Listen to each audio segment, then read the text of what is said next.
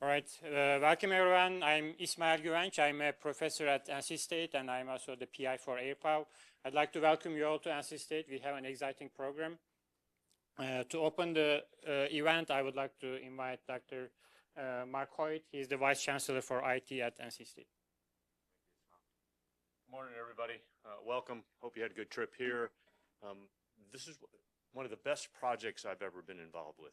I can't tell you how cool it is to have something that integrates drones and wireless and signals and all that activity, but then uses it in a real world situation. You get a chance, I'm sure, to go out to the farm area and see where it's up and live. And the ag folks are using it for crops. The military, the Department of Defense was out here looking at it for the ability to look for landmines. We're using it for other types of things. So it's a great platform for being able to do things that you maybe never thought of, and how that the future, we all know this, using all those technologies to do the good work that we have to do. It's been fun working with the PIs. I don't get to be a PI anymore. When they give you a title, they don't let you do things. My team took away my access. I can't plug anything into any switches. I can't change any settings. They don't let me have any fun anymore, so I just get to come welcome people and tell them how good this stuff is. I especially like, and I want to thank the NSF folks and the power people for helping coordinate, helping let us run this workshop. This is the fifth one, did I say? It's the third one. This is where you get to actually see the technology, and we all know if you don't use it and you don't get your hands on and you don't get your questions asked, it's like, that was a cool seminar, I'm out of here, I got other work to do. But this way you're here for a number of days, you get to experience it, you get to use it, you get to make some experiments, and I think you get to go out and fly some of the things that are going on and see some of them flown that you get to program. The virtual environment is amazing. The fact that you can run all your simulations and your tests in the digital twin and see if it's going to work before you go crash your drone because it didn't work, because those drones cost a little bit, so the signal. So it's a great event. It's a great activity. I'm thrilled you're all here. I understand we didn't quite have enough room to let everybody open because this was the room that was available this time period. So there are actually people who were waiting for your seats. So don't get up. No, I'm kidding. It's all good. So again, welcome again. Thank you very much for being here. I hope you have an exciting time. If you have any questions, send them to him, not me. No, anything about IT, about stuff about the university, what's going on, happy to answer. And with that, I'm going to let Mari come up. Yeah, sorry, I know you weren't ready, but you are ready. That was fast. I didn't take 10 minutes. I don't have 10 minutes to say. There you go. Thank you. Hi, everyone. It is great to be here. It's an honor to be down in North Carolina. This is usually one of the best times of year to be here. Spring has sprung. It's not too hot. It's also not March, so we're not, all competing with our college basketball rivalries, which are very big in North Carolina. I came in today, so I run the program, the Platforms for Advanced Wireless Research program, and the project office that helps to direct the platforms or wireless testbeds. It occurs to me that probably most of you are only familiar with AirPaw and you're not familiar with the rest of the program. This was started by NSF as a fundamental research program for wireless back in, I think it was 2017, and the goal was to create research platforms to really accelerate research and innovation in the wireless field, specifically by lowering the barrier to entry and lowering the barrier to innovation in the wireless fields. And as I said, there are 4 platforms. AirPaw was the third one that was created, which actually was back in 2019, I think, which is right about the time I joined the program as well. And when I think back, I'm amazed from the beginning at both how much NSF and the team that put all this together understood about the vision that they wanted to create and why that was so important, but at the same time also how little they and we and all of us knew about how difficult it would be to implement that vision. So the idea was to create these wireless test beds where you would be able to have essentially pop-up networks that you could then instantiate and then innovate on top of, But basically these very open and programmable networks, that was the goal. And it was supposed to be an antidote to the closed systems that are out there in the commercial wireless space. And that seemed like a great idea. And it also seemed like the kind of thing that wouldn't be too hard. It would mean moving things into software, which is something that, we, the US, is very good at and that we've built a lot of innovation around. So this seemed like something that wouldn't be, pardon me, wouldn't be too difficult. But the reality is you need a bedrock software platform for wireless networks to be able to build and innovate on top of. And that really didn't exist. It was starting to be built. There were people who were experimenting with this. But when these platforms, these test beds started, all of a sudden we sort of threw into the hands of these PIs, not just the challenge of deploying some equipment and running some resources for students and academics and other researchers, but also to become experts almost in open source software that barely existed at the time and still is definitely a work in progress. So that was a huge challenge. The second thing I think that we underestimated is the need for and the difficulty of getting access to spectrum.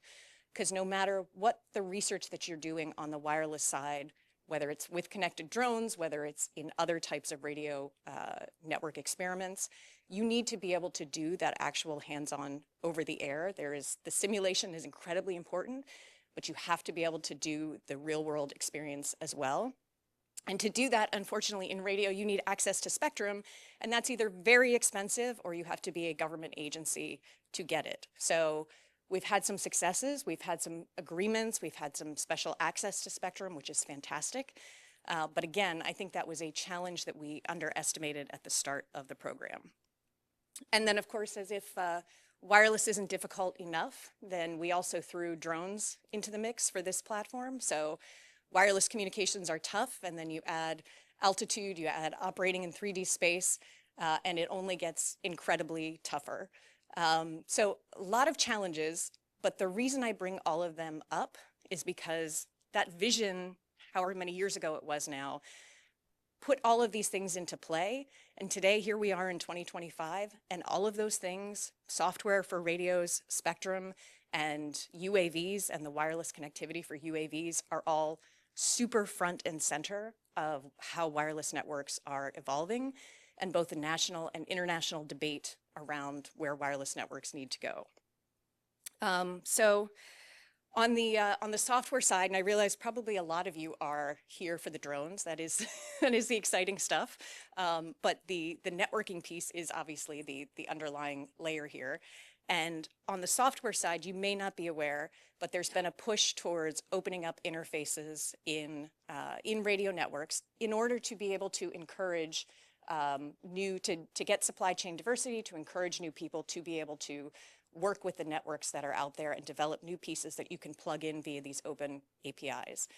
That interface openness is now transitioning and migrating more seriously towards talk and interest and focus and investment in actual open source software. So things that innovators can come in without getting a job at Verizon or Ericsson or AT&T or T-Mobile, can come in and be able to, again, sort of work with a baseline platform. And again, you all are probably not aware of this. This is part of the world I live in. But the government, led by the DoD, but it's a whole of government effort, is now actually investing in creating open source stacks and an open source project that, again, can help enable this field of wireless research in a way that, would have been great to have had 7-8 years ago, but even so, is an incredible thing for the government to put money and resources behind, and could make a huge difference for AirPaw as well as for just wireless research in general. On the spectrum side, you may have, maybe you see in the news some of the fights that are taking place around spectrum resources. But the idea here is that it is a finite and very precious resource, and there is increasing demand for wireless connectivity and the spectrum to be able to enable that connectivity. And that means that everybody needs to get way more efficient in how we use that spectrum. That means that there is a lot of opportunity to do research and development in that space. And that is something that Again, the government, commercial sector, all folks are now investing a lot of time and effort and talent and money into. So that's a good thing if this is a space you're interested in. And then drones, of course, which is the sexy piece. You know, unfortunately, they have become an incredibly important part of armed conflict at this point, and that has been a major shift in the last 5 to 10 years. And the thing that everybody is racing to do is to be the most effective with those drones, not only in a contested physical environment, but also in a contested communications space. So again, it's an area of intense focus and also need for research and development, and also investment of resources and funding. So all of those things are good.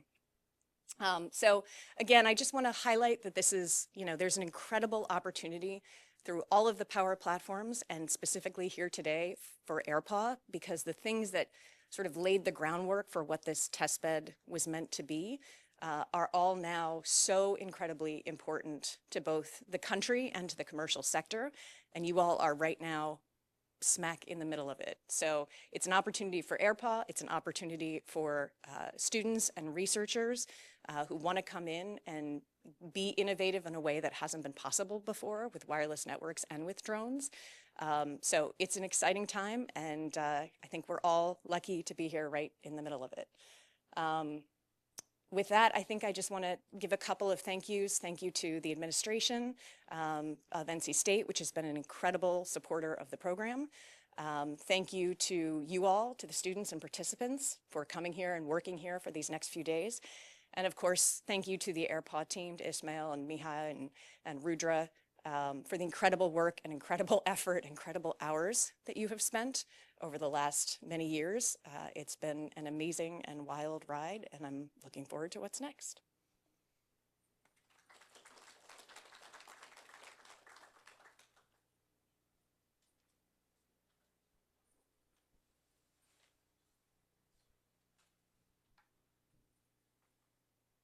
So hey folks, I'm Rudra Datta, one of the AirPaw PIs, and I used to do real work for AirPaw.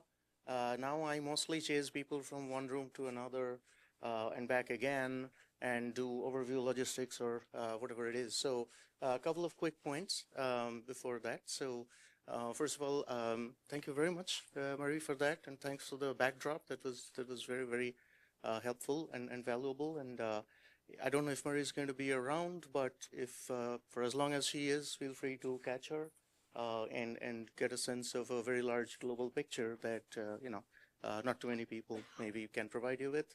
Mark had to leave, but he'll probably be in and out. So logistics oriented stuff, you'll know the typical things. The first day's schedule is right up there. I'm not going to try to read through it. Just going to talk a little bit about what and how to orient with respect to those. Before that, some truly logistic oriented stuff. This is the Tally Students Union, most parts of it. So we'll be here like throughout the 3 days, right?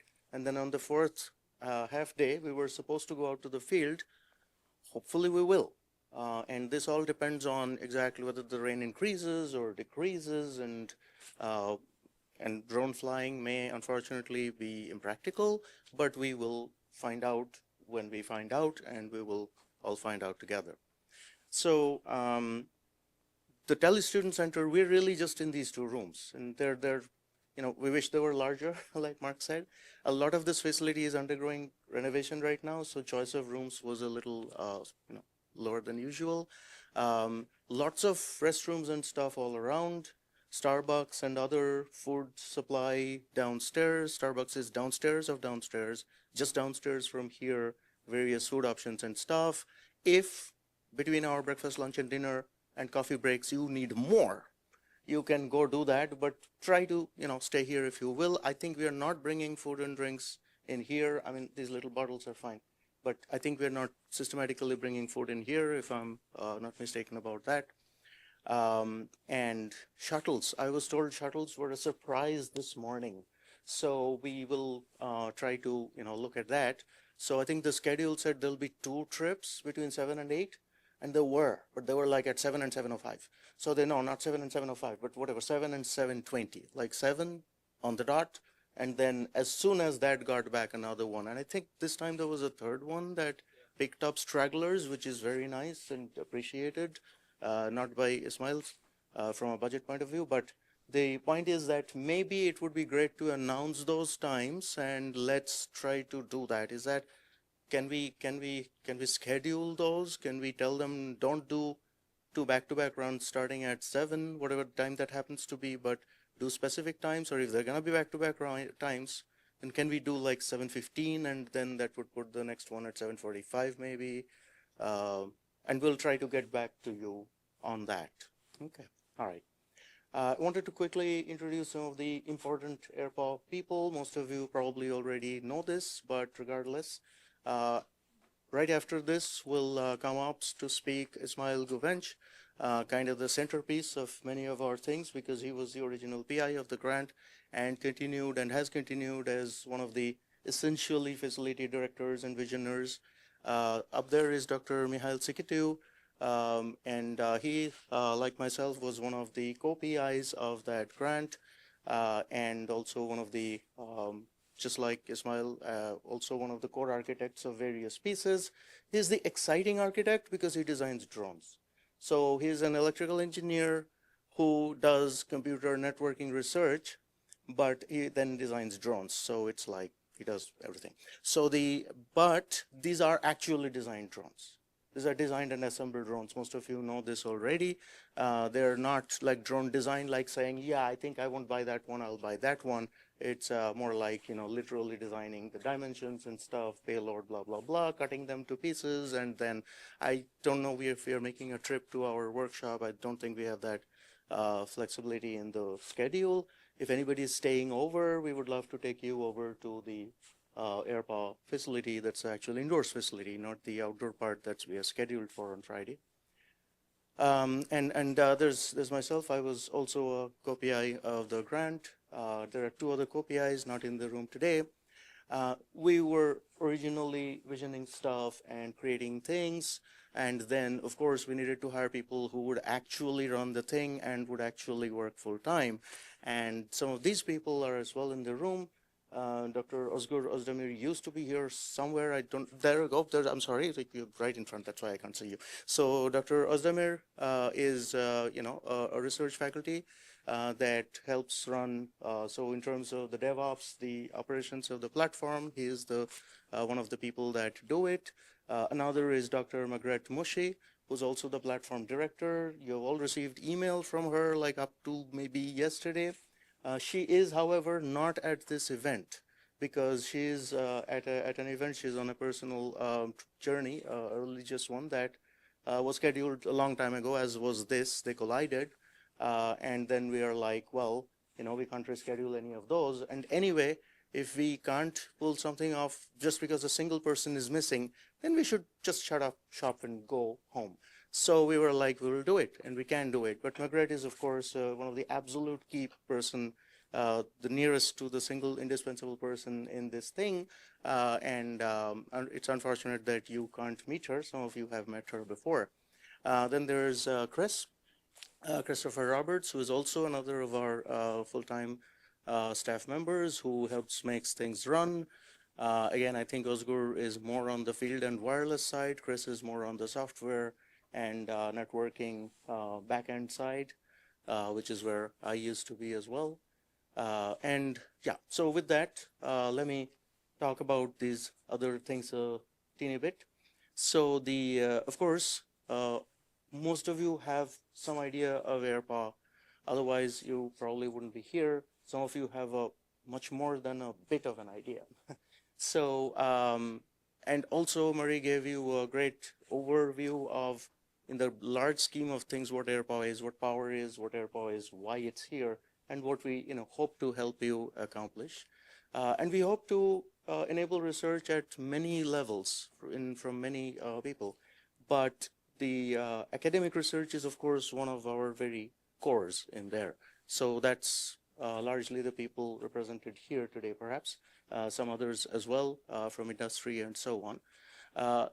If you already have a good sense of AirPower, right, great. This next thing will be mostly about updates, but there will also be some introduction about that. So I won't try to go into that because Dr. Govench has a as succinct yet comprehensive as possible presentation on that. I'll just speak of what comes after that, which is tutorials and panels.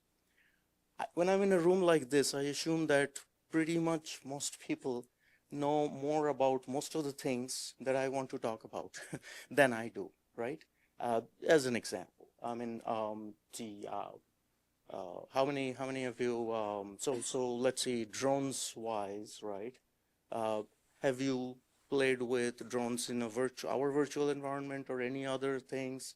Some of you have done this. You're already doing this. Who's in the AADM challenge? Are any of you in the AADM challenge? How many people are? Okay, smattering of people in the, maybe about 1/3 to have the people in the AADM challenge.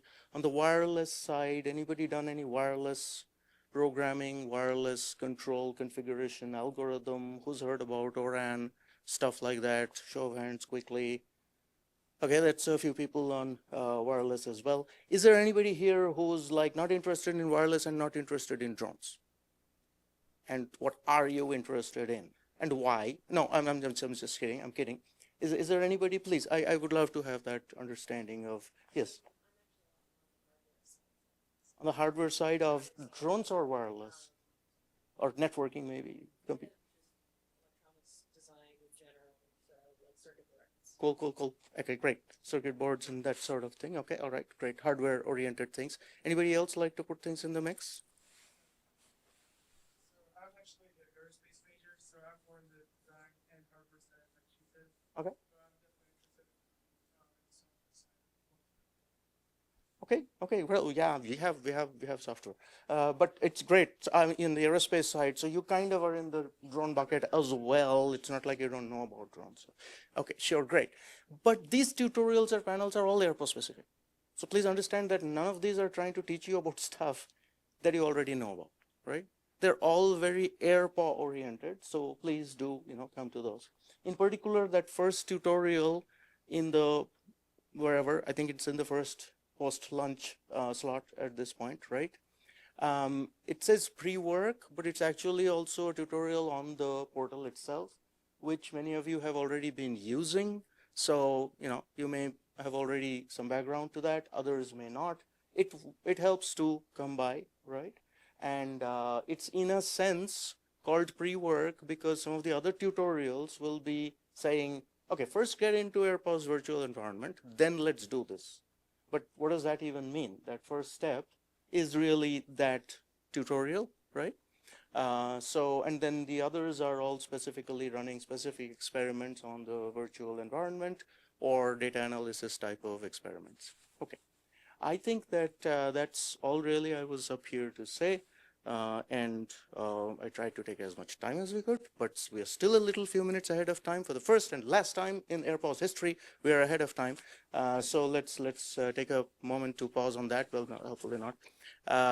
Is there a logistics type question that I can help answer? Wi-Fi. Sorry, yeah, got to cover that. I heard there was some confusion about the Wi-Fi IDs and passwords handed out. If you have EduRoam, you can connect into EduRoam Wi-Fi, and that gives you just the normal access that you would have at any university. If you don't, NCSU has two public Wi-Fi networks. One is called NCSU Guest, and the other is called NCSU, right? And NCSU Guest, you can join and you can surf the web, but it doesn't let you do a lot of things, including VPNs and stuff, right? NCSU lets you do that, but there is a login wall. The ID and password is for that login wall. It's not for EduRoam.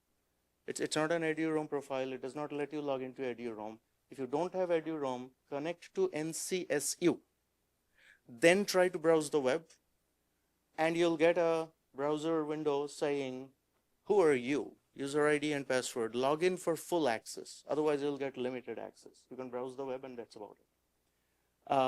There, if you log in with the ID and password that has been provided by IT staff, you should then have full access for the duration of this workshop. Okay, is that clear? Any questions or anybody had issues or problems with that? Anybody needs an ID and password and hasn't received one yet? Couple of people, no, like 5 or 6 people need passwords. And are you all in the bucket that you need an ID password combo and don't have one yet? Okay, okay. So the IDs and passwords are available back where you registered. Okay, you could walk back there, right? Or if you want to just stick around, we can ask, there's a student there, right? So, but Sad, can you maybe come over with the box? Or actually, you know, if you can hang on till the coffee break, right? Then just go over there, right? So see, anything that involves food or drink, including even coffee breaks, are there. Everything else is here, right?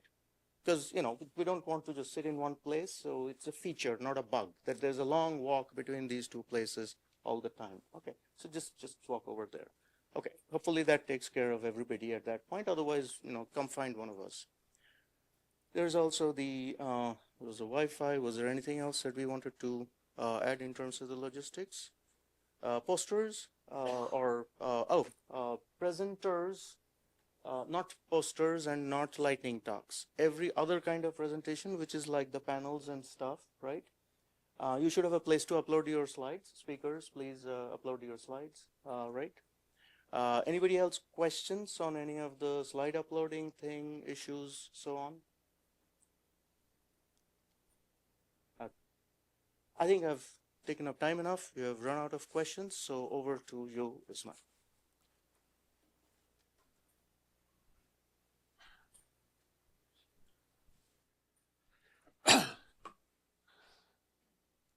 Hi again, everyone. So maybe 1 or 2 more things related to logistics while there. For dinner, there's going to be a shuttle. I guess many of you may already know, but there will be a shuttle from here to dinner place.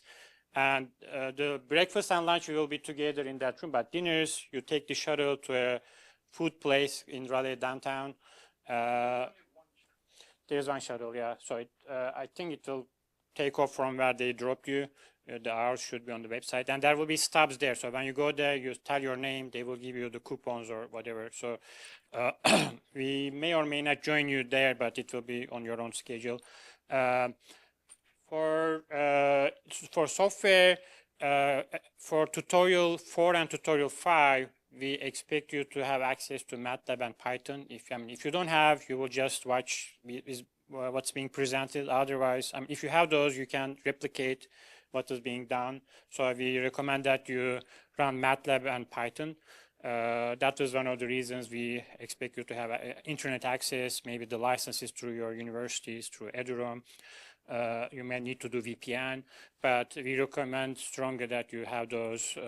You will, I guess all of you have the USB sticks. So in those USB sticks, there are 2 folders for on the 3rd day, we will have hands-on tutorial 4 and tutorial 5. There are a lot of data sets in those USB sticks and a lot of scripts, Python and MATLAB scripts. So you can just run them to replicate those data sets.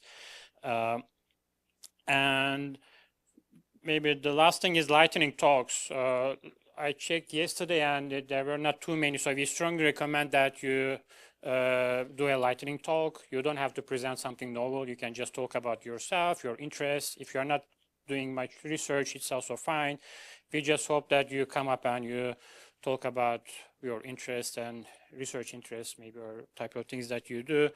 And if you are doing a poster, it can also be a precursor for your poster. You can advertise your poster. So we have also awards for both the lightning talks and the poster presentations. And for lightning talks, actually, you will get to vote on the talks as well. We will have a form that each of you, it will be crowdsourced type of committee, but for poster presentations, Dr. Dutta is going to have a committee that will be scoring the posters. I think that's just a couple of minor things that I had in my mind. And I'll go back to here. So I just wanted to show this slide. So this is all of you. We had, I think, more than 70 registrations, but many of those are, there are also panelists, speakers, us as the organizers. But as far as the students, we had 47 students from 27 different universities. We funded 43 of them. We actually had more than 50. We had limited space, as was mentioned before. We couldn't get a bigger room. Ideally, we wanted to have, I mean, you can see NC State is not there. We couldn't open it to our students, so we are supporting all of you guys. Florida Atlantic has the most, and we have a couple others, UNT and FIU, Missouri. I have another slide coming up later that shows our user base. So some of those are there. They have been a long-time users of AirPower. And with that, what I'll do next is I'll just overview of AirPower. I just want to make sure I'm on time. So we are right on schedule. So I have about an hour. And Dr. Sikiti and Dr. Dutta, you can also, I mean, we didn't coordinate what to present, but they may chime in. And if you have questions, you can also feel free to stop me. I'll overview AirPower and also talk about some of the new features. And then there will be a lot of discussions during the panels as well. You will hear next from Dr. Dutta's panel on AirPower user stories. We have 2 more panels coming up in the next 2 days related to wireless and drones from experts. So how many of you know this photo? Okay, many of you know. So if you don't know this, this is Orville and Wilbur. I mean, these are the Wright brothers that flied. Anyone knows the year when this happened? 1903. It's happened in Kitty Hawk, North Carolina. I visited there a couple of years ago. There's a museum. It's really amazing to see those. If you have extra time, if you are staying for the weekend, I would recommend it's a drive there. But so they designed this aircraft over multiple years, and the last iteration, 1903, is what you see, the plane there. So they had 4 attempts on the same day, and the last attempt they were able to fly 59 seconds. And fast forwarding to how many years? 123 years later, now we have a lot of activity happening with drones. So it's amazing to see how far we have came. After 1903, there was the First World War. Planes were big there. But drones have been up there for a while, actually, the past couple of decades, maybe like about a decade ago, Amazon was going to do drone deliveries, but still we are not there. But these 2 news snapshots, they are from, the first one is from last month, Project Wing. They are doing deliveries with DoorDash in Charlotte area. And we have a company called Flytrex that's operating maybe half an hour drive to here in Holly Springs. They have done already more than 100K deliveries. And these are all happening in North Carolina. So if you look into the license plates of the cars, you will see 2 different things. One is first in flight, the other is first in freedom. So North Carolina, they are proud to be the basically place for the Wright brothers. And they are also very active in drones. They are one of the 8, North Carolina is one of the 8 centers, 8 states funded by FAA Beyond program to test drone deliveries. So drones have been out there for a while, but if you are working in this area, you may see thousands and thousands of papers. But unfortunately, many of those papers, my core area is communications.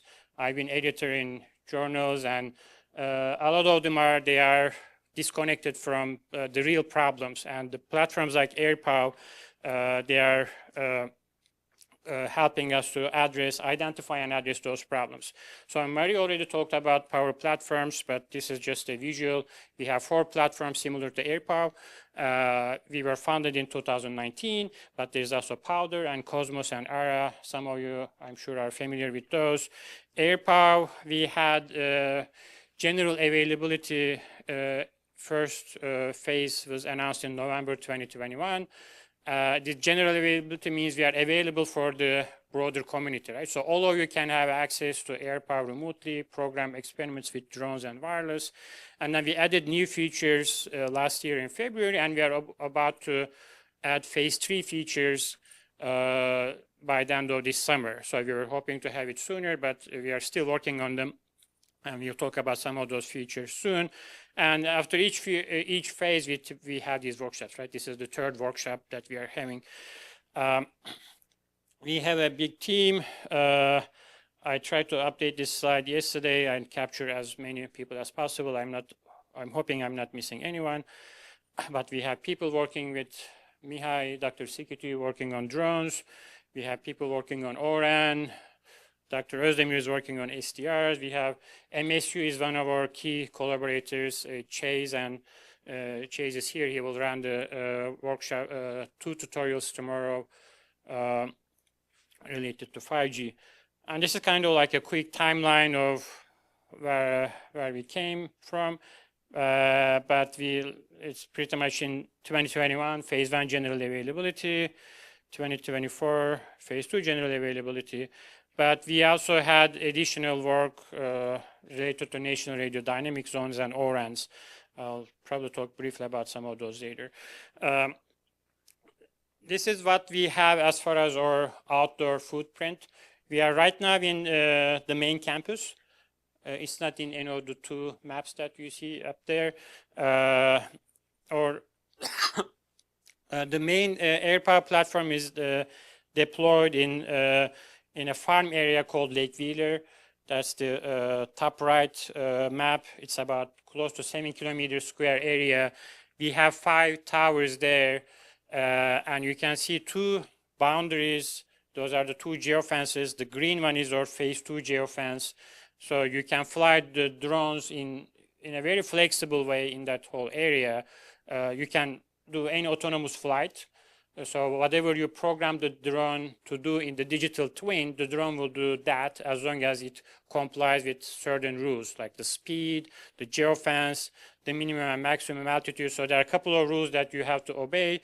Other than that, it will do anything you ask it to do, or it can do just complete autonomously, right? You may have an AI running in the background, and then the drone will do just that. So that's our main area, but we also have a footprint in the Centennial campus. That's between Lake Wheeler and the main campus, actually. But we don't fly drones there, so we, at least in an autonomous way. So if you want to do experiments just with wireless in a more urban environment, we also have a couple of fixed nodes there. And once I'll talk about the digital twin a little bit, but once you develop your experiment in your digital twin, we take your experiments, we deploy those software in the real world test bed, in the drones and the towers, and then the drones will fly, there may be unmanned ground vehicles, they will collect data, and then we will push that data back to the digital twin environment, and then you can analyze and compare with what you obtained in the field and the digital twin, and you may have results related to propagation, 5G, performance KPIs, and so on, and then you may maybe improve your algorithms and deploy again. So that's the big picture for air power. And this shows again the Centennial campus and the Lake Wheeler areas. We are located further north, so you're probably another mile or 2 north of the Centennial campus. The smaller yellow box there is south of here. So what do we have in those fixed nodes? We have USRPs in all the fixed nodes. Those USRPs you program in a digital twin or sandbox environments. I will talk about those. The software, you program the real software that eventually get deployed in those USRPs. In addition to USRPs, we also have several commercial equipment in many of those fixed nodes. We have USRPs in all of the fixed nodes, except the gray ones that you see up there. We only have Facebook telegraph radios on those gray 3 boxes in Centennial. But other than that, we have USRPs in all. Those USRPs, they have RF front ends. So they have power amplifiers, filters, and LNAs, and so on, so that they can communicate the longer ranges and they don't interfere to other bands. But we also have Keysight RF sensors. We have LoRa gateways, Facebook telegraph radios. We have an Ericsson base station in one of the Lake Wheeler nodes. And we have Android phones. We have Keysight Nemo. If any of you are familiar with that, for collecting KPIs from 5G networks. That's an Android phone with Nemo software. We have an Android app called PawPrints that you can log KPIs from 5G, 4G, Wi-Fi networks. We have LoRa gateways and LoRa sensors. So we have several other commercial equipment. So the we have, considering all those, we have two types of experimentation modes. One of them we call as canonical experiments. So canonical experiments are the ones that you develop in digital twin with USRP software. And we have non-canonical experiments. Those are the experiments that you can do with all the others, right? Keysight array sensors, Ericsson, PowerPrints, Android apps. So in day 3, you can realize a tutorial called tutorial 4 non-canonical experiments. So we will go through how you can use all the non-canonical modes like the Ericsson network or the Keysight array sensor. So you will learn how to use those in day 3. There will be a whole tutorial on those. But in the first 3 tutorials, you are going to learn canonical experiments, how you program USRPs along with drones in the digital twin and how you deploy them in the testbed. And so we have those in the fixed nodes. And the portable nodes, they have smaller USRPs, or they can be also smaller commercial equipment like LoRa sensors or mobile phones. They got carried in the vehicles.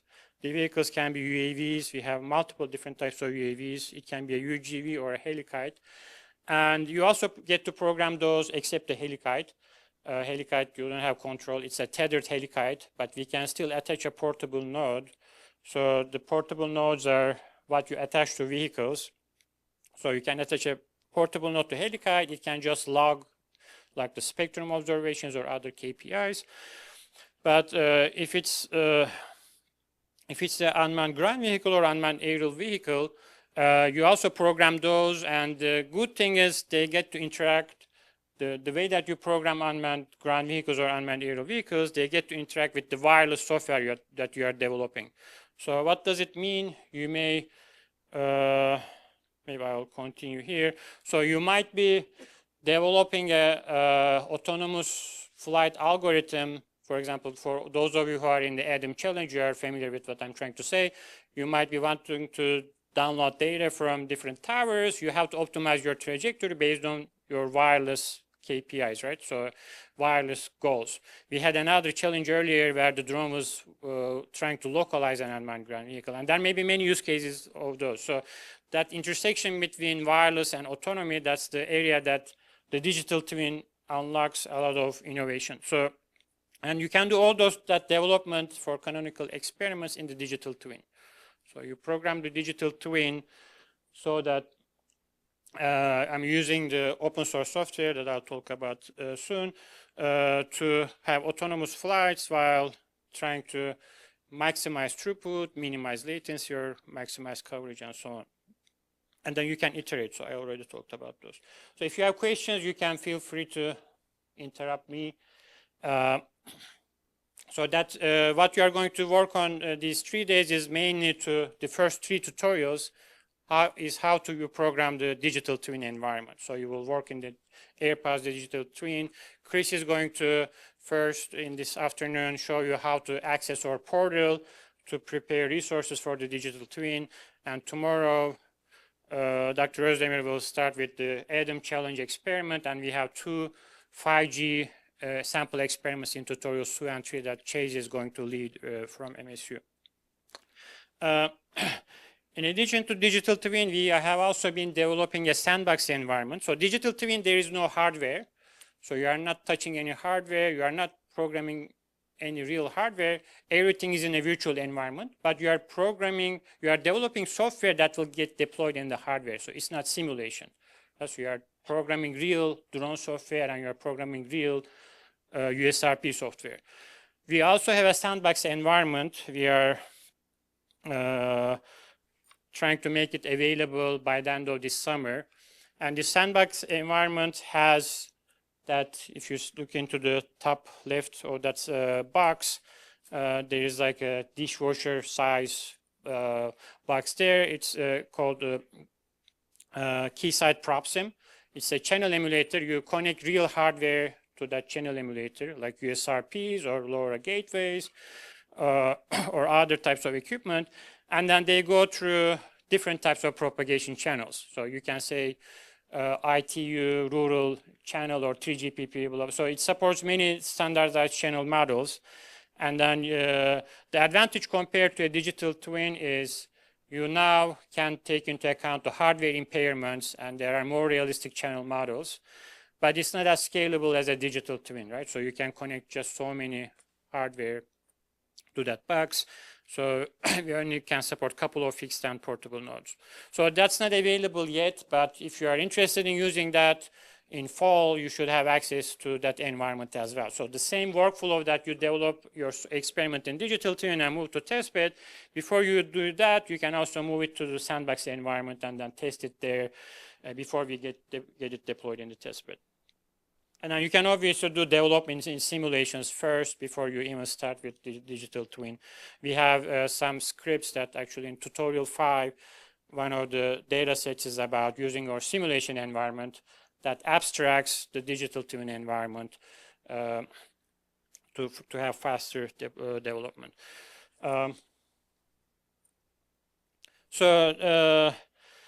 This just shows some of the interesting use cases, and 2 of these are the competitions that I mentioned earlier.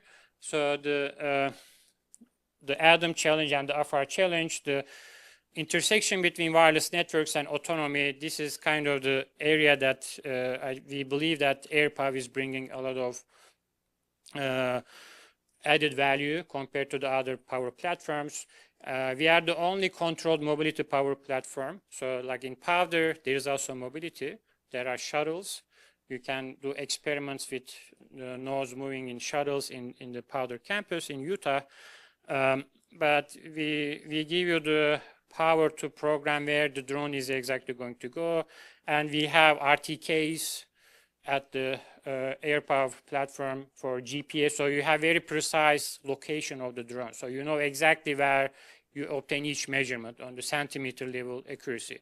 And we log all those locations as well with all the KPIs that you are collecting, whether it's latency or throughput or link quality. So you have very precise location information, which gives you a lot of power to do interesting stuff for channel modeling or other tasks. But you can do other, like if you look into the examples here, some of those we cannot do yet, like beamforming. We only have 2 antennas in our USRPs yet, but we are hoping to release our millimeter wave features, maybe not this year, but if we are waiting for an extension support from NSF. If that works out, you may have millimeter wave programmable millimeter wave experiments in AirPower where you have narrow beams. But if you look into UAVs as cellular relays, so you may position UAVs to best serve the users on the ground, and actually that's one of the tutorials that Chase is going to run later this week. UAV as a base station serving users on the ground. How do you position the UAV autonomously so that the performance is optimized? But all those use cases, they consider autonomous mobility. And I have a couple of photos. Hopefully you will get to see those in person on Friday. If the weather cooperates. If not, if you're interested in seeing those, we might, in the evenings, we might be able to take some of you individually to the field. For example, if you're not staying for Friday, if you get to us, we just our cars, you may have to skip the dinner or have something to eat for the dinner. And we won't be able to do drone demos during the weekdays, but we can just show you the infrastructure, especially again, if you have to leave before Friday, you can just contact one of us. So this is our one of the towers. You can see at the very top, you have the antennas that are connected to USRPs. So when you design your experiment in the digital twin, when we deploy it in this tower, those antennas that there are 6 arms that you can see, they are what you program in the digital twin got transmitted from those antennas. Below that, you can see 2 layers of antennas. Those are the Ericsson 4G and 5G sectors. All of these, they operate at 3.3 gigahertz. For the SDRs, we also have licenses in some other bands, like 900 megahertz, 5 gigahertz. We are looking into supporting experiments in those bands as well. We also have LoRa gateways and key-side RF sensors. This particular tower doesn't have an RF sensor, but there should be a gateway, some LoRa gateway somewhere there. This is the drone, the bigger drone. We have two different drones, and Dr. Sekitu can talk to you about all those if you're interested to learn more, especially, I mean, if you don't get to visit the Lake Wheeler field on Friday, you won't have a chance to see those drones, but maybe we can look into bringing one of those drones here later in the week. So you, there is a lot of design that goes into this, not only the drone design, but also the wireless. You can see at the bottom, there's a portable node. So that portable node, you can take it and attach it to an unmanned ground vehicle or attach to another UAV, and then it runs the algorithms that you designed in the digital twin. And you can see, for example, there is the cellular modem. So we are always connected to AT&T's 4G network just to monitor what's going on. And then we can take control of the drone anytime. There is a drone pilot that's monitoring the drone all the time. So that uses you can see the RC antenna link here. So that's at, I think, 5 gigahertz. But the drone pilot doesn't do anything. So it's just a safety pilot. So what you develop in the digital twin is flying the drone, right? So the pilot just making sure that it's not crashing a helicopter or something. So if a helicopter comes up, we have to bring down the drone. And there is a smaller version of this called SAM, Small Airpower Multicopter. It has a smaller portable node. We cannot carry USRPs with this, but you can do mobile phones, LoRa sensors. This flies much longer, but has obviously smaller payload capability. And we have two unmanned ground vehicles. Like I said, you can take the portable node and attach it to an unmanned ground vehicle, and then now it controls the unmanned ground vehicle. So this can also go in a completely autonomous way, right? It measures some signal strength, or some KPIs, can be latency, can be throughput, whatever, and it can decide where to go and what to do, right? So completely based on how you designed it in the digital twin environment. And there is a slide later on that shows our new unmanned ground vehicle that will be released end of phase 3.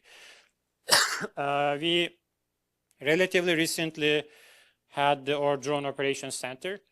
If you go to field on Friday, you will get to see this as well. We didn't populate the mast at the top yet, but this is where we are running the experiments from.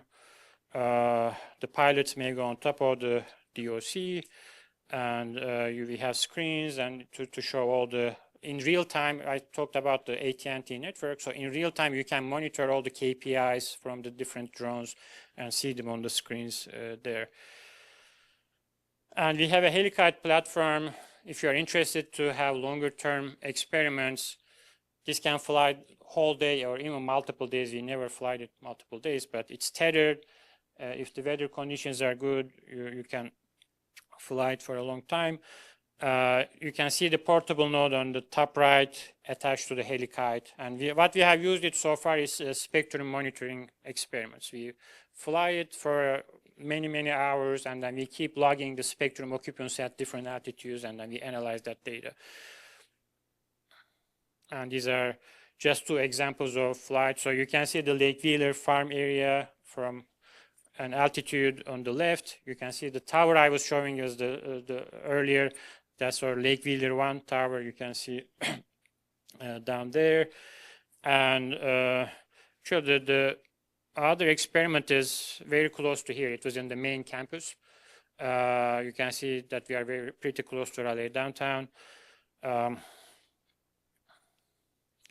And Dr. Dutta, would you want to, maybe I don't want to keep talking just myself. You might be better positioned to, if it's not a surprise for you. I think you'll do much better.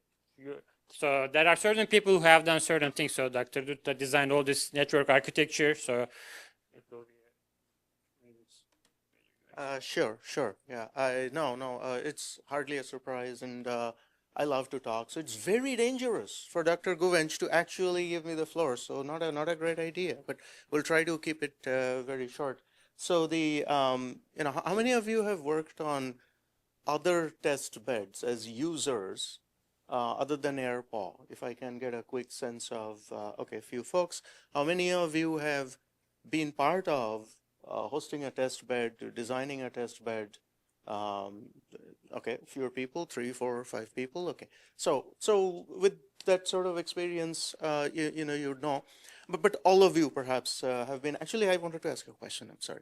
I know I'm going very far off field, but it's okay. They're waking up, right? So the look, the how many of you are you in? I'm assuming this is everybody, but just to check, are in research in some form, academic, industry, student, PIs, da da da da da. Okay, okay. I don't know. Maybe a couple of people not in research. That's okay as well. Or being in research, will be in research, and stuff like that, and or have nothing to do with research. That's okay. But mostly research-oriented people here, so you know about designing experimentations and stuff, right? And you're like, I need to understand this. I will design this experiment. And then that means that I'm going to have to build certain things underneath, and then build more things underneath. And eventually, to enable the tip of your iceberg, that is your research experiment, you ended up building quite a lot of stuff. And then, you write your paper and you have your research results and so on. And then you write about your experiment design, and that's the other 25 pages. And then your advisor says, nobody wants to read that. Compress that to one paragraph and just talk about the experiment design and the actual research results and the actual knowledge. Has anybody had that sort of an experience that okay, all right.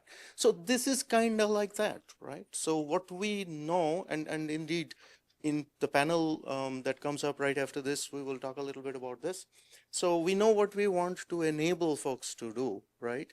But what do we need in order to enable folks to do that?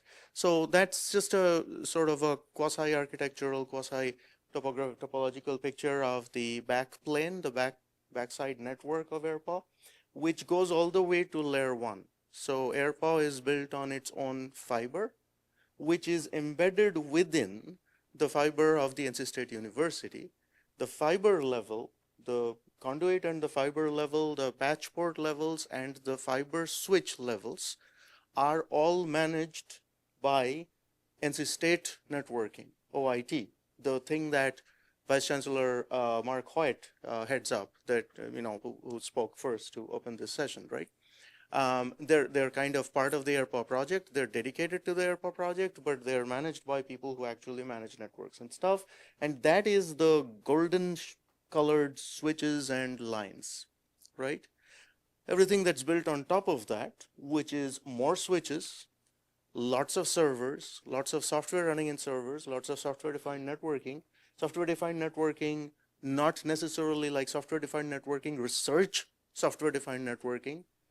We are not, for example, using, it's very popular research-oriented software-defined networking systems, but rather we are using more practice-grade software-defined networking.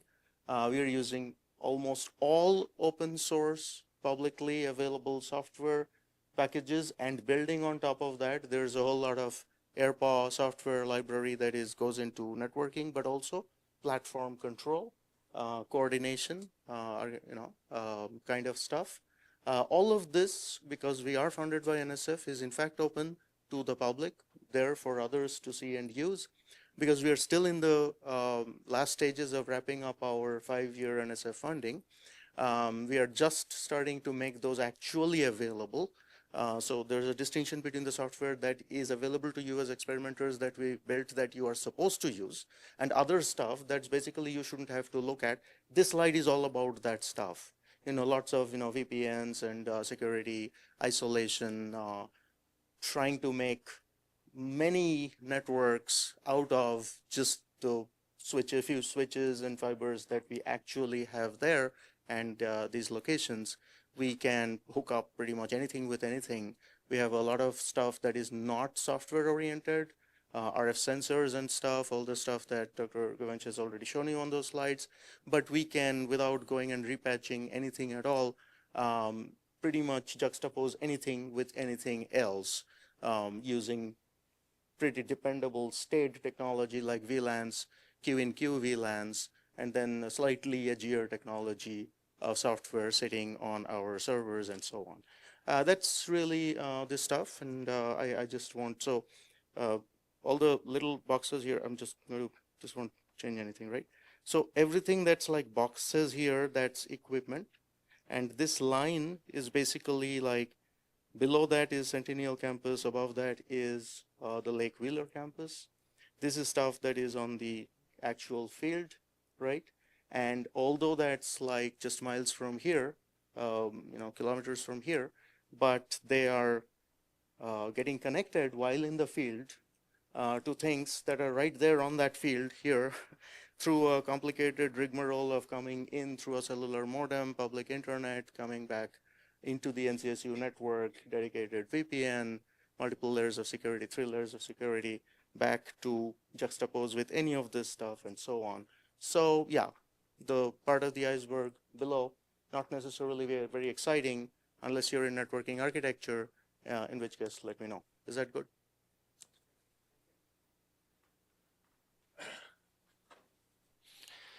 All right. And this is another slide that shows our user base. I stole this from what Chris provided earlier, like 2 days ago in another email. So these are all canonical users of AirPower. So I talked about the digital twin. We are logging all the experiments that are going on in the digital twin. But we have also some other users that don't use the digital twin. They have some special requests. We try to work with them. They are not necessarily captured here. Our top 2 users are, I mean, if you don't count NC State and MSU, Friday is here, I guess, so we are grateful that she's using it for her course at NYU. More than 100 students. That's actually, we pulled these data from our portal. And University of Missouri's or second Alicia is there, they are side by side. So, so those are our, I guess, top 2 users of the platform. You will hear from them in the next panel. They'll talk about their experience. We also have FAU and University of Georgia. So those are our very active users. And I'm assuming you may see some of your universities here too. If you are not using, I mean, if you use the AirPower, it should be captured here. So I talked about developing experiments in the digital twin. So we have some sample experiments that you can start with to start developing those experiments. So we have radio software, we have vehicle software, and we have traffic software. So those are the 3 types of software that you develop in the digital twin.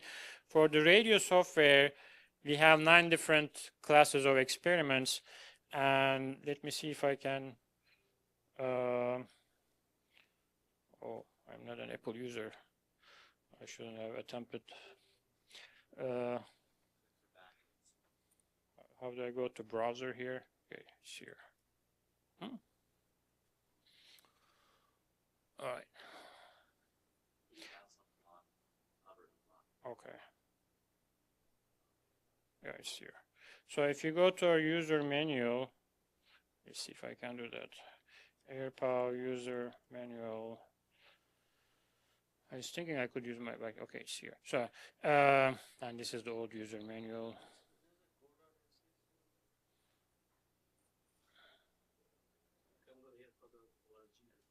Okay. So if you go to our website, you can, I'm assuming many are familiar with the web portal. Chris is going to talk about that in a lot more detail later today. We have this user manual, and in this user manual, section 6 is all about sample experiments, right? So we have radio software. So you can see all these 9 different types of software that I have shown earlier. We have vehicle control software, and we have the traffic generation software. So the traffic here is not like the car traffic or drone traffic. So what data you are pushing through the network. So we support ping, hyperf, and MGen, and you can design your own traffic in a more meaningful way as well. But these are tested experiments. And for For the radio software, we have SRS-RAN, OAI, GNU Radio, and if you click this, you will see many other things popping up under them, like for LTE and 5G. Some of them, like Mary mentioned earlier, we are using open source stacks, but there are some challenges in their stability. So they work great actually in a desktop environment with real hardware, but once you put them in the test bed, they work good until maybe 100 meters, but then they get disconnected, and then you have RRC reconnection establishment problems. The UE cannot reconnect. So there are still some glitches here and there, but these are all, most of them are tested in our digital twin, and then they work both in the digital twin and then the testbed environment. So you can start with this sample software, you run them in the digital twin, you fly the drone, you observe the throughput and the link quality in the digital twin. When I say digital twin, it uses a simple channel model, which is free space path loss plus ground reflection. So it is a very simple multipath model. But other than that, you are using the whole software stack, and then you are testing everything that will actually run in the real world. And then once you observe the performance, you can move those experiments to the testbed environment. Now I have to make this full screen again.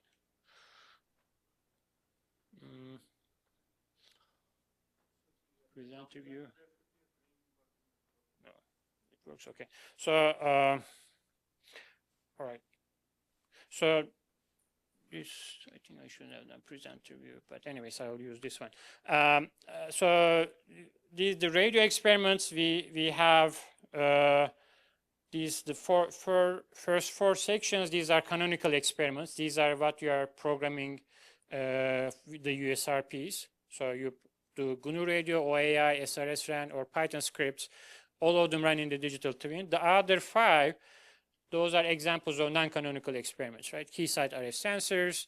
You have to access remote to a desktop computer using remote desktop, and then you have real-time access to some RF sensors in the field. So you can run experiments to track the drones with those RF sensors. You can monitor the spectrum, and you can log all those data, and then you will learn how that is done on the 3rd day using the non-canonical experiment session. Similarly for Ericsson experiments, Sokan is here actually from WRC. He's been running the development for the Ericsson network. So he will talk about how you can use your Ericsson network. So that's a commercial grade network.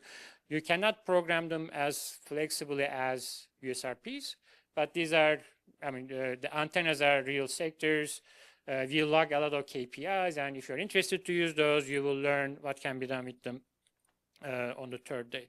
And again, we also have Android apps. We have Keysight Nemo. You can use all those to log data from either our own networks or even some other commercial like T-Mobile, AT&T, Verizon. You can capture data from neighboring networks with the drones. So those are our radio, and so vehicle control experiments. We have multiple of those. Maybe at some point, Dr. Sikit, you can speak up maybe later. Not now, I don't want to put you on the spot as well, but you will learn how to program those. Maybe Chris and Dr. Özdemir, you will maybe talk about those as part of your session later tomorrow or later today. And then these slides will give you access if you're interested to click those links. They will point you to the corresponding user manual pages.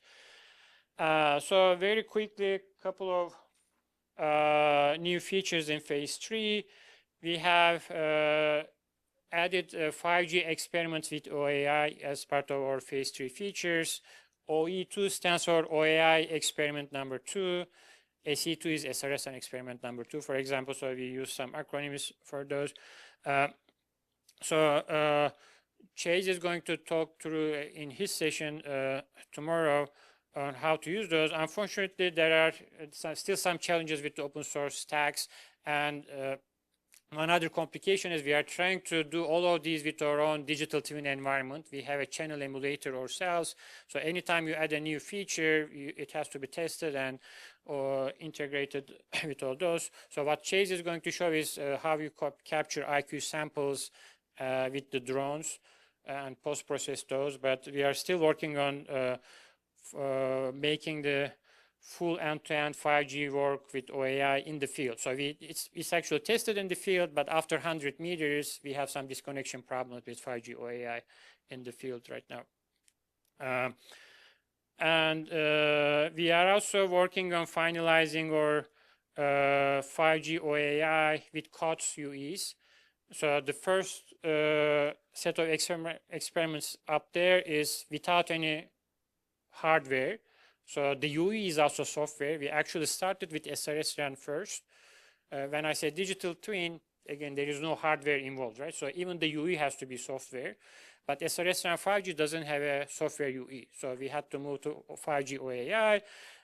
But then there are even some challenges there in terms of stability. What we are doing is we are trying to make the whole stack work with the sandbox environment, right? The Keysight prop sim channel emulator with the COTS UEs. So we have real hardware, both the UEs and the USRPs.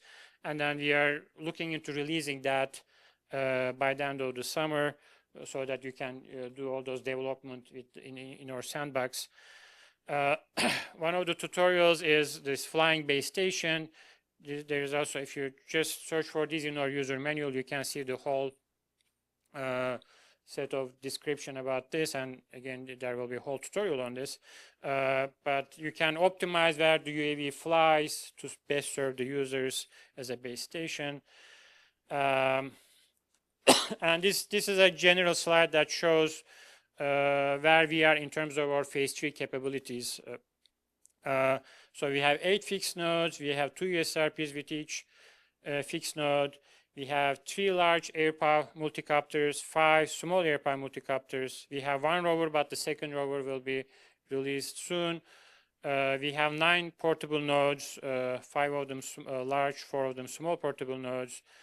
We have 6 LoRa gateways, 5 RF sensors deployed in the field, and an Ericsson network. So you can see the small drones there as well. Again, we have 5 of those small drones. This is the new unmanned ground vehicle. Maybe Dr. Sikiti, I'll put you on the spot as well. Would you like to comment, talk about the vehicles a bit, including the unmanned ground vehicle? Maybe starting with this also, anything I may have missed. I don't think I have any vehicle slide left coming up. So maybe you can come here. Yeah. I'm surprising people, so I prepared the slides late at night, and there are people who can speak much better on vehicles than me on Thank you. All right. So I think the main thing to know about the airport vehicles is that they have been designed to be independent of the payload they carry. So all our payloads are interchangeable between different vehicles. So you can have different types of portable nodes. They have a common physical interface and logical interface, and electrical to power the node, and you can mix and match any portable node to any vehicle. So you may see in our slides different the same portable node being carried by different vehicles, because that's what's happening. And so our large drones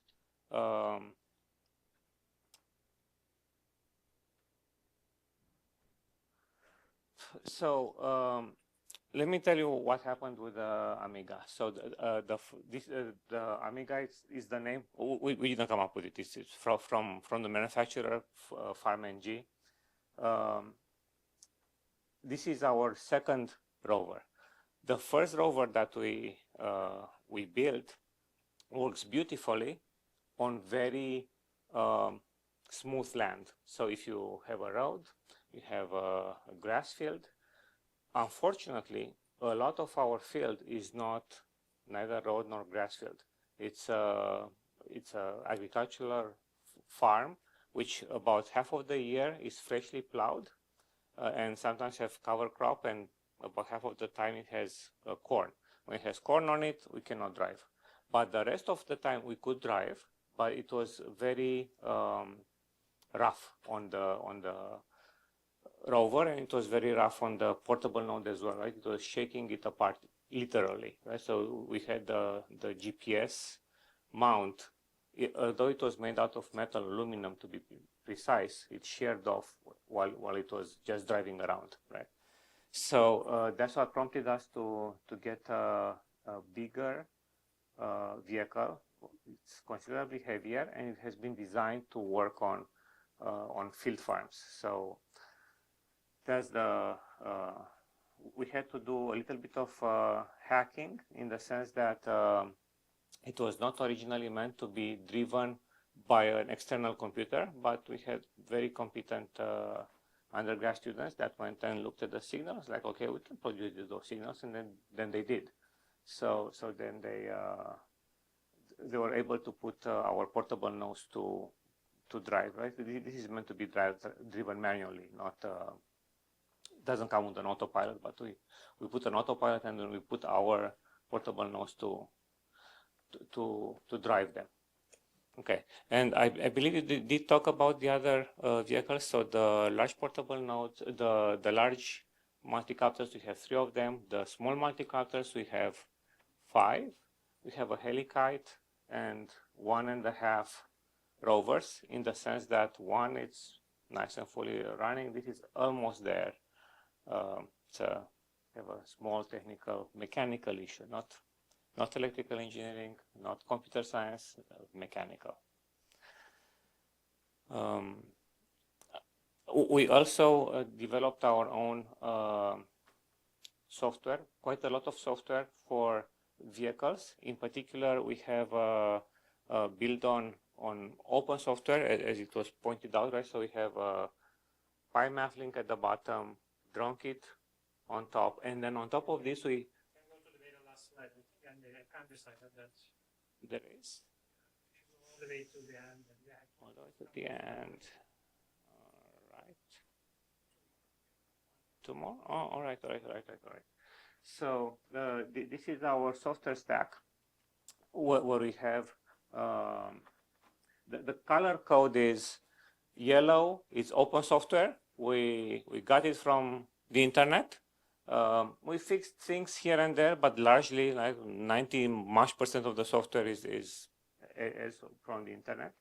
Then blue is what we built for AirPo, and then green is what you normally would work with and participate and contribute to the vehicle.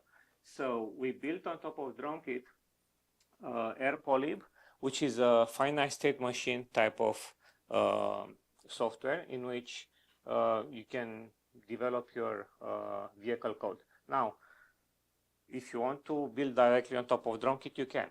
If you want to build on top of PyMathLink, you also can, right? And you can actually wipe them all out and say, I want to make my own Mavlink messages. You also can, right? But we recommend, for ease and for safety, to build on top. But it's just a recommendation, right? It's not a requirement, because everything you do is going to be checked by what's shown there as the Mavlink filter. So every command you send, before we send it to the actual drone, we say, is this safe? Ah, yeah, this looks safe. Send it. Oh, sorry.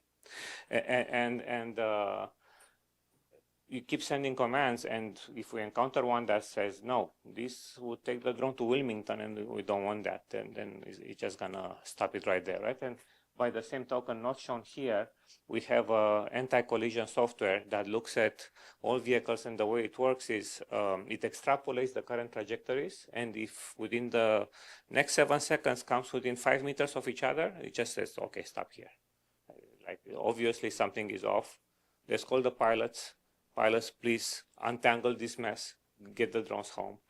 Or it's actually not only drones, it's drones and rovers, because we had an instance in which a rover started and tried to run over a drone. It's like, that's not good either. So we stopped that as well, right? So drones and rovers don't mix either, right? All right. I think that's. Okay, we have about 10 minutes. So I'm pretty much done with the first couple more. Let me see what is it. So Sandbox, I already talked about the channel emulator with Keysight PropSim. So you can see the Sandbox environment. We have USRPs that are wired to the channel emulator from Keysight. But then those wires, I mean, the channel emulator essentially, like I said earlier, can implement ITU channel models, 3GPP channel models, and so on. So it gives you, the drones can think that they're in a downtown Raleigh, or they're flying in an urban environment or rural environment, and so on. So this is not accessible to you yet, but by the end of the summer, hopefully you will be able to use this remotely if you wish to use it. And we are also working on our programmable RF front ends. Normally we have fixed frequencies at 3.3 gigahertz. As Mary discussed earlier, we have experimental licenses from FCC. So 3.3 is our default band. I think 3.3 to 3.45 gigahertz is where we typically operate. We are trying to expand that further. We are trying to get to the 530 to 5091 megahertz. Our innovation zone application is in review with FCC. Mary has been working on it for the past year, every day. And 900 megahertz is another band, like I said. So normally we had to go to the towers and manually change those basic connections, but then we have these programmable RF front ends now. We are still trying to resolve issues with that, but we can do now that remotely. This is our innovation zone. Like in other power platforms, if you are not using drones, it's easier relatively to have access to experimental licenses. But with drones, we first started with 2.6 gigahertz and then 3.7 gigahertz. And the CBRS band, FCC said you can use all these, but you cannot transmit from a drone. So we had to keep moving from band to band because the drones, they have much higher interference footprint, right? So it was a big challenge to get permission from FCC, but 3.3 was finally where we have been operating for the past 3 years or so, and we are trying to expand that. So it's not easy to get permit from FCC to transmit from a drone. And finally, we have a lot of data sets. If you go to airpower.org, you will find the data sets page there. /experiments/datasets. We have, I think, as of today, maybe 26 different data sets. There's a whole session with hands-on demonstrations on how you can use those data sets on day 3. And then you have a lot of those data sets in the USB sticks that you received, but some of them, they are just limited versions of those data sets. Like the Hellcat data set we have on the, I guess, access through the website is several hundred gigabytes as far as I remember, but you may have a very small version of that. But you will have a sense of what they are, and if you're interested to use those further, you know where to find them from our website. So we use either IEEE Dataport or Dryad. So those are the 2 data repositories that we use to post AirPower data sets. And we also have an OTEC. It's essentially a Keysight rack or ORAN equipment testing, equipment and software. This is not accessible to remote users for now, but if you're really working in the ORAN area, it might be possible also to investigate if you can collaborate on that. And many of you are familiar with the ADAM challenge. We have a tutorial on that. Again, if you haven't used it, you will learn how to use this script. And we normally close the registration, but if any of you are really interested in joining in the last minute, you don't have much time, it's probably not feasible, but we can see if we can add last minute teams. Normally we close the registration. Actually, the reason you see late June there was I was thinking we will do the workshop and do some training, and then there may be some last minute teams, but we already have more than 20 teams registered so far. So we ended up closing the registration. But if you're really interested, you can get to us if you want to join, and we can see if we can accommodate you. So I'll stop here. This is from AirPower Community Workshop 2023 from the last day. Hopefully, if it doesn't rain on Friday, we'll take another photo like that on Friday. We'll have some nice demos. So we have like 6 minutes. So if you have any questions, we can generally about AirPower, we can take them now in the remaining couple of minutes. Anything you're interested to learn, or other than you will have obviously hands-on tutorials, but no questions. All right, so we can then have a. All right. Okay, thank you very much. So let's move to the coffee break early.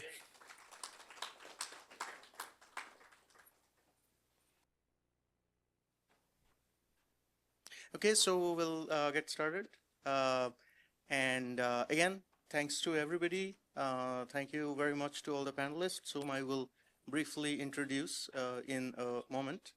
I'm once again, if you were not here in the morning, Rudra Datta, moderating this panel. I have a few slides of setup. Then I'm going to hit them with questions. Then there are also short presentations that they will make, after which we will open it to further questions, conversation, etc. Okay. So with that, let me start with this. Here are our panelists. This is a very abbreviated, bulleted form of them, but fuller bios are on our webpage. I think we are still putting the last one on the webpage as we speak. That'll get added. So there's sitting, I think, at the far end, Professor George Sklevantis. Here is a picture to help you orient who's who. Helpfully, the pictures are not in the order that the bullets are, just for slide planning purposes. So there's George Sklevantis, there's Freda Fund, then there's Haijian Sun, and these are our faculty researcher type users. And then we have student researcher type users, Paul Kudiba and Alicia Esquivel, who is a student, but also mentors other students. So I'm not quite sure what Alicia is. So she can help explain that. So she's half and half, I think. So with that, I'm just going to run you a couple of slides, which will set up the user stories panel and the questions that are in our minds and what might be on the minds of the panelists in terms of, AirPaw usage. You all heard about AirPaw enough, so this slide is just a reminder for that. I'm not going to go through that at all. And this is a reminder that we are bound by, obviously, as a wireless testbed, FCC regulations, and we are an innovation zone, one of the four power platforms, or the 4 innovation zones at this time in the country.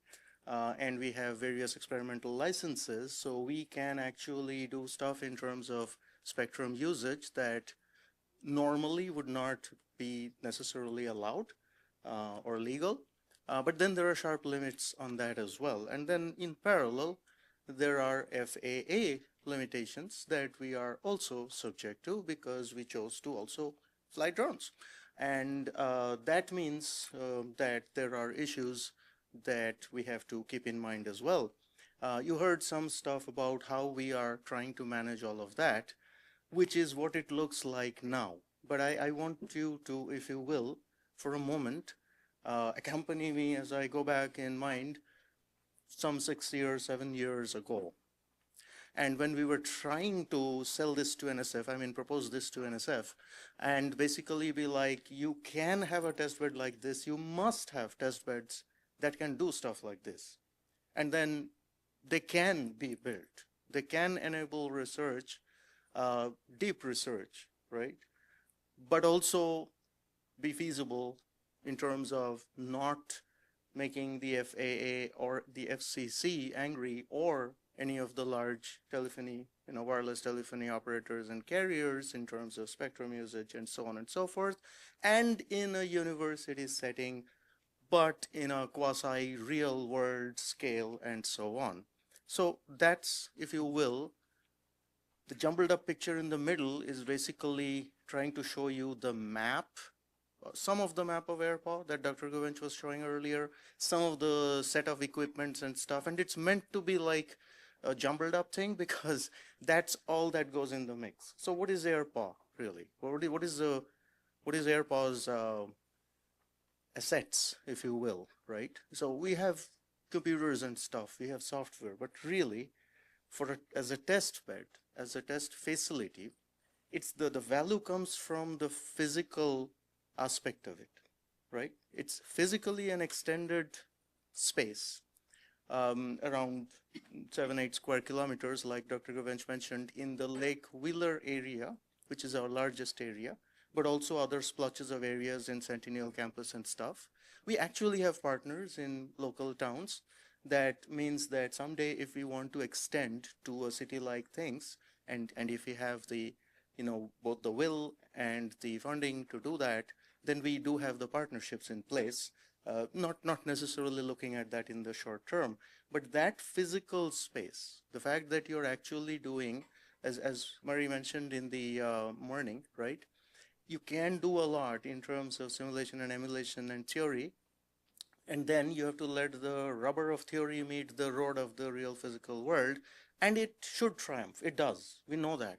That's what engineering research is. That's how we are here and not in caves. So that's a whole long history of engineering validated, if you will.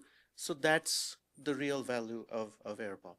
Plus the expertise that this group brings, which is basically how can we enable stuff like that to be experimented with, not just done, not fly a drone from here to there, which has been done thousands, maybe hundreds of thousands, millions of times at this point, which is being done commercially at this point, hundreds of times a day, right? But more like experiment with that, risk algorithms, control algorithms that we don't know if they work or not, which means sometimes they'll fail. If an experiment never fails, it wasn't an experiment.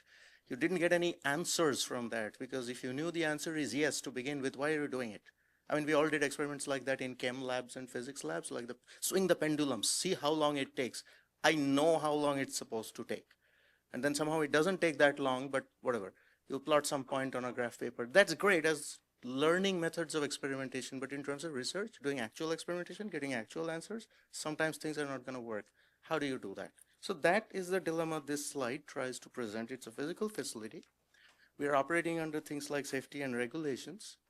We have not just stuff that we created ourselves or wrote ourselves, or stuff like SDRs that are meant to be experimented with, but commercial equipment that was never meant to be experimented with, that's supposed to be used for industrial, commercial, business purposes, for which you actually need training, often weeks of training, and certainly not built for delegated control, that somebody gives me the equipment and I let you use it remotely and with root access. That's a weird set of requirements which produces essentially a question mark, right?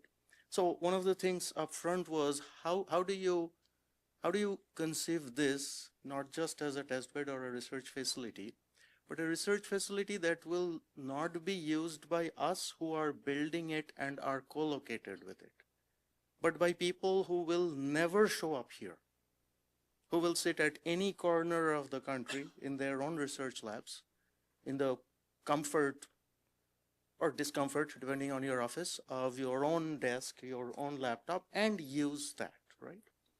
And as you know, we all know the current status of this story, but this is sort of where we started from. So we came up with these, and most of these, actually I believe all of this text is in various places of our user manual, right? AirPower is fundamentally a batch mode facility, right? A batch mode facility means you create an experiment, you specify it, you send it over, and then it gets executed, and then you get the results. That works well for things like microscopes or telescopes, and that's how those are. But what about if it's a computation oriented, if it's a facility that's physical, but the usage of it is through computation, not just computation, complicated algorithms, and the core value, the knowledge value, the new knowledge value is in the novelty of maybe those algorithms, or not just the software, sometimes the connection between the software and hardware, and sometimes the hardware itself, a new kind of radar, a new kind of software-defined radio. It's an advanced wireless platform. We have got all these square kilometers of area that the folks are allowing us to experiment in. If somebody comes and like, I built my own radio, I built my own modulator, we can't say, we shouldn't have to say, oh, we are not set up for that, we can't let you do that. So that's a large order, right? So the experience for folks who are high up the stack, we wanted that to be as if you are sitting in a lab and remote accessing a facility. But what you're really accessing is a experiment preparation facility. And when you are done preparing your experimentation, then that moves containerized, it moves to the test bed, that exact things gets executed. We don't even know what is in there. Oh, but how do you know you're done preparing it? For that, you need some realistic sense of what the experiment is doing. And that's our virtual environment, the drone emulation, the wireless emulation. And this slide kind of is a very busy slide that if you still follow the arrows kind of makes sense. It basically says AirPaw has a virtual twin. And we have often called it a digital twin because that's what all the cool kids are saying nowadays, okay? But digital twin sometimes brings to people's minds a very deep and very high fidelity wireless propagation model. That's not what this is meant to be. Different digital twins reflect or twin different aspects of a facility. For us, the wireless aspect is actually fairly well twinned, and Dr. Sigetiu can talk more about that if any of you are interested, catch him. But what it mostly does, what it twins exactly, not very well, but exactly, is the programming environment, right? So if you actually had access to the AirPaw nodes and the equipment, other wireless equipment at the field, right, you would do exactly the same things. And if your code would not break there, it wouldn't break in the digital twin is our attempted guarantee. And if it doesn't break in the digital twin, it won't break in the physical twin, or it won't break our physical twin. That's our goal. Not that it'll work, right? Because in the digital twin, you are like, I will send this from here and then this back from here. And we are like, yeah, okay. And you go out to the field and then there's trees in the middle. And it doesn't, because you just fell off that just a few dBs there below, above the bar to make the connection to a few dBs below. That can happen, okay? So that's why, again, you need field experimentation. So a couple of other things too, before I now turn over to the panel to mention that. We had to make some assumptions. We really cannot be everything to everybody. We tried to be many things to many buddies. Probably too many already, but we had to make some trade-off decisions. And one of them is about the level of sophistication that typical users of the platform will bring, right? And the assumption is very high. And that means that we spent zero effort, and even till now, this is mostly remains true, but upfront this was completely true.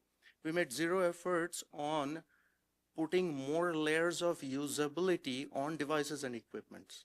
So we were like, if whatever the native usage model of a device or equipment is, if we can bring that to the users who is remote, and we have to do it securely, isolate different experiments, protect things from interference with each other, and avoid the facility breaking essentially in some way or other after each experiment, reset issues. So that was one of our upfront sort of things, right? And also, it is true that we were funded by NSF to mostly build this to support research. This is a research platform, not a teaching platform. But a core thing is, and nobody understands this better than us at the university, there is no research without teaching, right? Every single researcher has to be taught not just from kindergarten up to PhD, but also in doing the research. Teaching, the research-oriented teaching, research-oriented training. And of course, practice-oriented training when that practice is at the cutting edge of practice, when that practice doesn't exist in the world today, right? Spectrum-aware drone flying. that's not something they're yet giving you a degree on anywhere. So that's something that has to be taught in facilities like this. With all that in mind, we were like, that's just the beginning. We have to have more stuff. And that was the first step, I think, is the user manual. And there again, we faced a trade-off between too little information and too much information. Is it sparse breadcrumbs where you don't quite connect the dots and you are like, this is too deep, I'm not gonna try to use this facility, or I need somebody to show me, versus these walls of texts would, I'd be old before I finish reading this, and somehow, somewhere discover, so we're somewhere in between, and I suspect we're unfortunately like both. And we have, so for example, one of the folks on the panel, Dr. Freda Fund, has basically shown us where in our user manual things could be made much better. And she wrote up a web page that was probably better than most of our pages. So we were like, can we please copy and paste that page into our user manual? And being the nice person she is, she was like, yeah, okay, sure. And so we did. So that page is actually part of the user manual now as well. It provides you an alternate, entry point. There's an AirPo users group. Hopefully most of you are already in there. Hopefully all of you are already in there. AirPo ops can answer questions. Users can answer other users' questions. Recently, we have seen one user is like, can you please do this? And then other users like, yes, please do that. So it's like a +1 mechanism almost. So AirPo personal, AirPo ops, there is also AirPo office hours, has been for years now. Folks come there sometimes, they're open office hours, but mostly people come there by appointment. And very recently instituted the AirPo bug bash process, where you literally are like, I'm trying to code this here piece of code doesn't work, why? And if you say that at the AirPo bug bash, somebody will, from AirPo will try to sweat it out with you and try to make your code work. As a teacher, as a professor, I have to say your best resource is yourself. If you wait to learn to use something until using it, then that's just going to be a lot of wasted effort. So try using it before you have learned to use it. Your use will not be very good use perhaps, but you will learn a lot. You'll learn how to use it a lot faster. And that's something that has worked, for example, in AirPo Community Workshop, this here thing, 2 years ago in 2023, there were a bunch of people who attended and who went away like, oh, this didn't work and that didn't work. But then after that, they didn't have any trouble making things work. Those of that, a good proportion of them came back. With that, I come back to our panelists, and then I'm going to pose questions. So usually at the end of a presentation, it's like, ask me questions, but now I'm going to ask questions to our panelists in some different order, and then I'll ask. So these, remember, are the questions to which we're hoping for like very quick, and I'll read them out. You don't have to read this. This is really not very superbly positioned.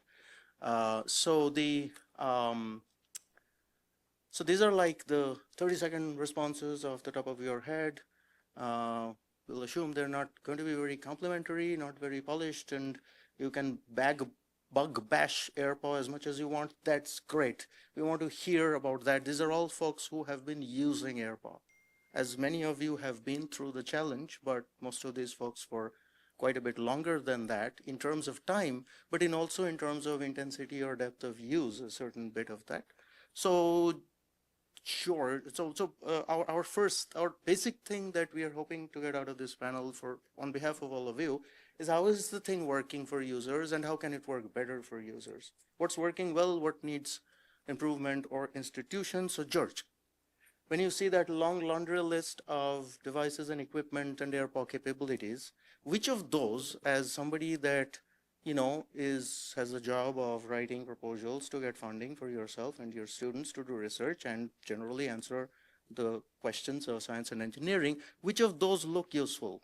And which of those equipments and capabilities look useless? And which of those useless ones are maybe things that, but if you had that other thing, then maybe I could use that, but otherwise I don't see what. You don't have to do a full taxonomy of all, but along these lines, what comes in your head? Certainly, yeah. In our group, we are very much interested on mobile autonomous systems, So anything on the testbed that is a drone and has a software-defined radio is great for us.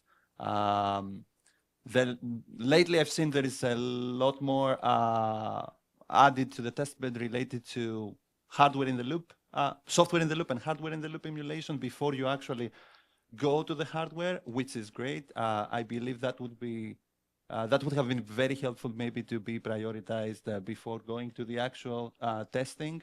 But this loop that you are adopting of moving from software to hardware in the loop to actual field testing is something we are trying to do in our lab as well. And we we appreciate, of course, when we are writing proposals, how difficult it would be to get mobile networked autonomous systems to work, especially when you want to make them remotely accessible to users. I'll just give an example. We got a couple of years ago a major research instrumentation grant for NSF to develop a millimeter wave networked robotic testbed in our lab.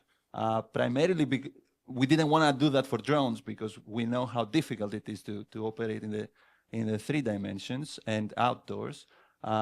So we really appreciate AirPower being up there and serving other needs for our lab. Okay, excellent, excellent. So basically the controlled mobility, the mobile radio experimentation platform, and the ability to prepare experiments, not just in our purely virtual environment, but the sandbox mode that we are finally bringing up, that was on the drawing boards forever, but issues, the dishwasher that Ismail mentioned had issues and issues and issues. So since our hardware in the loop stuff is built on that, we kept pushing the sandbox. But that's the bad news. The good news is that it's finally coming on and that it will help. Okay, excellent. Next up, next up, hygiene. I don't know my own slides. When you see the AirPaw portal, which is a thing, all of you it's a website through which you do everything, but PIs have a different interface to it. When you see the PI interface to it, if you will, and the things that you have to do, right? What seems to work for you and what does not? And by the way, all of you are welcome to weigh in on all of these things when you make your own presentations. And I've provided, just for the folks to know, other questions as well to the panelists to address during their own presentations, and they'll each have things that obviously will surprise me. But right now, just trying to get quick impressions. Well, I think things definitely changed over the past 2 years. The first time we used the AirPod portal, I think the rules are pretty clear, or at least that there are something like, if, for example, if Paul wanted to conduct some experiments, it does need me to dedicate some of the rules for him to proceed. And I think that worked well. But on the other hand, that kind of rule doesn't work well because, for example, Paul is pretty self-manageable. So if we can blur the lines between the PI and the student, sometimes that would be much better, because I don't want to take care of all the steps he wanted to do. So, but that's kind of like a little bit hard decision for AirPod, I guess. Clear rules that definitely help with the priorities, etc. But sometimes if we go through the processes, maybe students can take a bigger role in terms of these experiments. Great. That is very good to know. So the roles have, and for those of you that have not seen the portal so much, there are different roles, right? There's an experimenter role, and within the experimenter role, there's PIs and just normal experimenters. And typically we ask for, PIs, professors, faculty, or group managers and stuff in an industrial context to be the PI roles. And really that's because we need somebody to go back to and get a hold of if something goes wrong. Or when we start billing people, then we need somebody that we can get a hold of in order to charge money. And that's never students, because students have graduated by then, right? So but the good thing to know out of that is that this, while it's clear and helpful, it is not very wieldy. It's a little bit unwieldy. There is a delegation sort of mechanism, but even that requires some PI roles, so good to know. Next up, can you do that in your 10 minutes? Because the point is that and let's keep it even shorter. I realize I'm taking up a lot of time up front. Alicia, how has the user manual worked or not worked for you? So that's an interesting. I try to make students learn about AirPod in general, but a few things didn't work in the beginning. So I try to point in now to learn first all the technology, like understanding We'll, like we'll, we'll swap out your mic. Is there another microphone there? yeah. Can you see if that one works better? Hello? Yes, this was okay. So I try to switch then. If there's like a student who have never touched like experimentation like this, I try to teach them first. Okay, here are all the technologies that you need to know. Write some code, some scripts, learn what are the outputs, and then after that we're gonna switch to the real AirPod development. Because the thing is, like I found, is if you just give them the tutorials from like directly from the website, they try to follow the steps, but most of them they don't have an idea of what they're doing. So perhaps they're gonna finish like a pipeline, but then they don't know what I'm doing here. But I think learning the technologies, like how the communication works, where is a protocol, things like that, that will complement a lot the manual.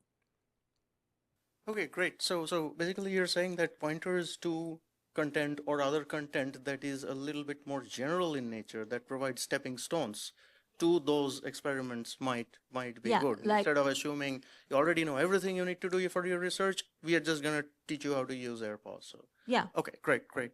And then Freda, so if I asked Freda how has the user manual worked or not worked for you, she has given us extensive answers on that. And so selfishly, I'm not putting that on right now for the audience. I'll just paraphrase that it works well for researchers and it works badly for students who are essentially trying to learn something quickly in order to do a thing quickly. And that's where in fact, our user manual is now more usable and more valuable, I think, because of the page that Dr. Fund has designed and has contributed. So I'm going to ask you, Freda, how has the fallback beyond the user manual worked or not worked for you in terms of AirPod ops, the office hours, the reach out and outreach, writing tickets, saying this doesn't work, that works, that doesn't work, worked or not worked for you and your group? Thanks. Yeah, my particular use case has involved a lot of outreach to AirPod ops because I think we're possibly doing things at a scale that AirPod may not have been designed for. So we often encounter, issues that might not affect other experimenters, and usually those involve AirPod ops in order to help us debug. I have to say, I really wish there was more visibility for expert experimenters to be able to understand or debug some of these things themselves without involving AirPod ops. For example, as an experimenter, I don't have any visibility into things like what version of the EVM container is deployed in my experiment, what version of the channel emulator is deployed in my experiment. Can I restart this? Can I add this key? I think there are a lot of things that currently require AirPod ops in the loop to address that maybe are not strictly needed. And I really wish there were more capabilities for the platform to allow experimenters to have visibility into those things and address some of those things themselves.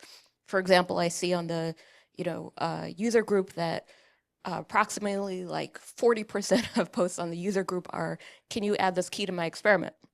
So that could be something that potentially the AirPod team could include in the portal, where in the portal you can directly push new keys to your experiment and maybe bring ops out of the loop that might be a friendlier experience for users.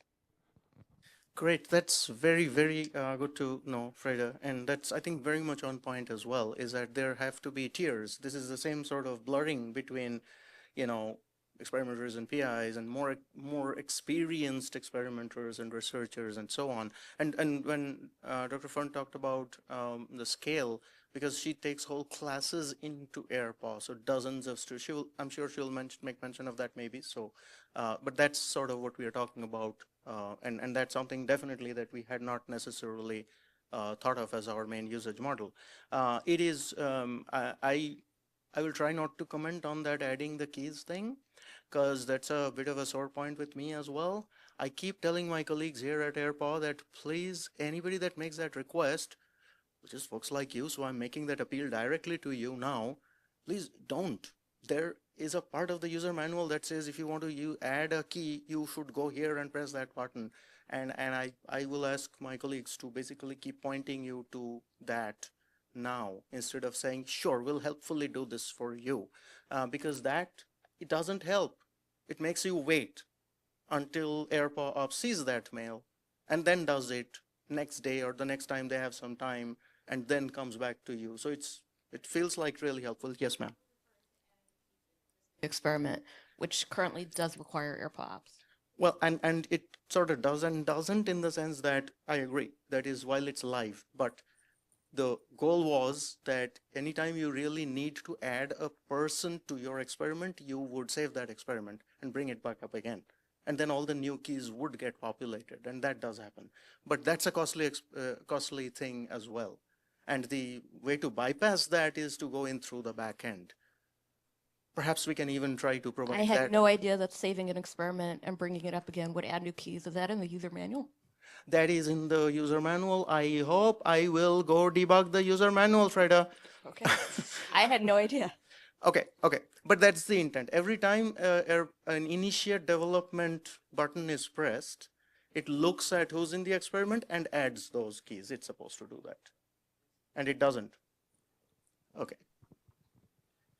If I may, one thing that I had, you had the survey, and I previously had some feedback, was inside the portal, sometimes you have no knowledge of where to link what I need to be doing to where I need to look in the manual to find what I need to be doing.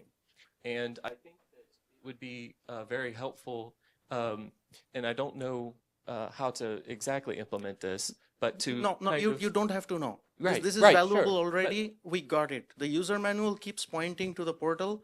The portal tries to pretend like the user manual doesn't exist. It should point back. Exactly. Got it. Thank Exactly. you So, much. yeah, if you would just have some sort of tooltip or something that would you could just kind of hover. I want to initiate development, and then this is what I should expect.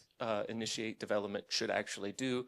Go see the manual, and this was what's going to happen when you press that button. Okay, Yeah, great, that kind great. of- Keep that the kind mic. of The loop. next question's for you, so keep Okay. it.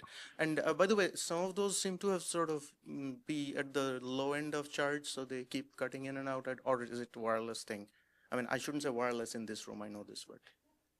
Okay, well, we'll keep going. We'll keep going. Marie, you are listening to all the reasons to fund us, right? So I'm just okay. Moving on. Paul. You participated in the AFAR challenge, which for those of you participating in the AADM challenge, that was the first student challenge almost 2 years ago. The AADM is the second one. Some of you participated in that one as well, perhaps. So I want to know if you can give us any pointers as to whether the experience of participating in the challenge, the use experience of the challenge was any different, better, worse, some mix, from the use experience of AirPow itself for research? Well, generally, I would say that I've had two major experiences, and one of them was within the challenge, which I would say is fairly constrained in its application, right? You directing them, we want to do localization. And then the second experiment that I had was totally different, was non-canonical.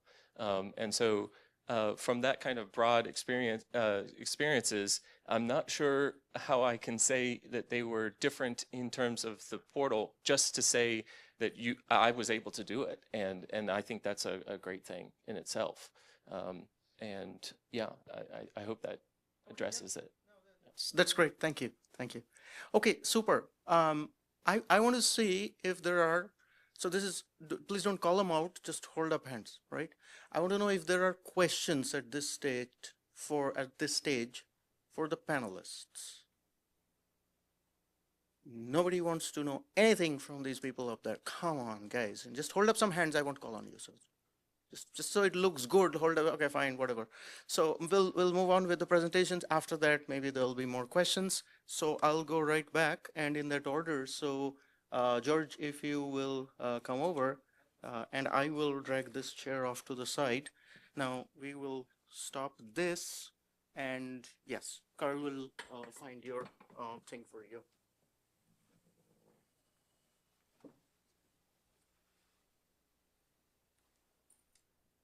This 10 minutes, okay. I'm just gonna put a timer on. Sure. Yeah. Once you start with.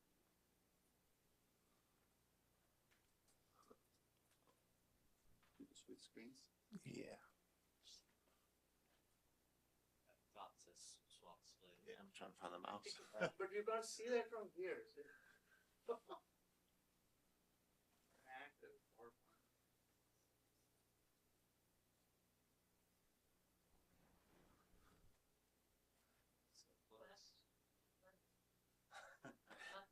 Human guide. Other left. Yay.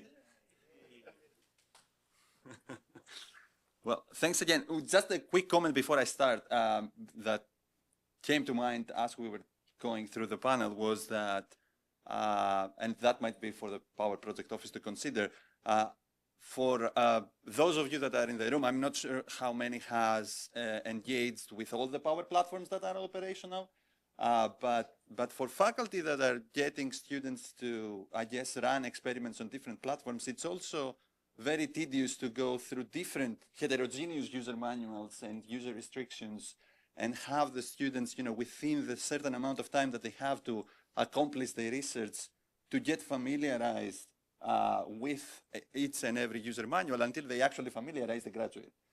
So that's something to bring up. But before that, after that, I guess, let me jump really quick into what we have been doing with AirPow. So I'm George Klivanitis. I'm an associate research professor with the College of Engineering and Computer Science at FAU. If you don't know where FAU is, we are in Boca Raton, 40 minutes north of Miami. The past 4 years, we started a new research center that's focusing on connected autonomous systems and artificial intelligence, which I'll talk a bit about if my slides progress. Okay, cool.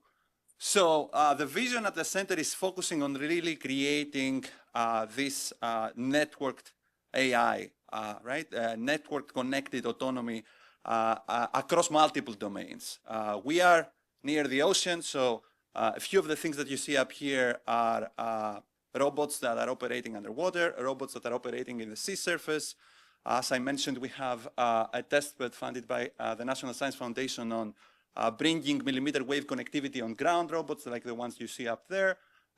You see different versions of software-defined radios from sub 6 gigahertz all the way up to 28, 60 gigahertz, and 78 gigahertz. There are three main pillars around which we focus our research. The first one being establishing autonomous, resilient, and secure connectivity between machines. We are kind of the go-to lab in the country for the Air Force Research Lab when it comes to interference avoiding connectivity in contested or congested spectrum environments. The other two pillars are focusing more on the AI data science research that we do at the center. The first one being on training data set curation. So either this data that you collect from your robots are IQ data that are coming from your radios, or spectrum data, or camera data, or any other data that are coming from your sensors. You are interested in curating this data, throwing out bad examples before you use this data to train any type of AI system, right? And the last pillar is, I trained my AI, now I want to deploy and test that in the field. It might not always be working as it was supposed to be working, right? So test and evaluation, T&E as we call it, of autonomous systems, autonomous AI systems is something that we are very much interested in. Now, I'll talk about two projects that we've been working with AirPow Ops. These are both non-canonical experiments.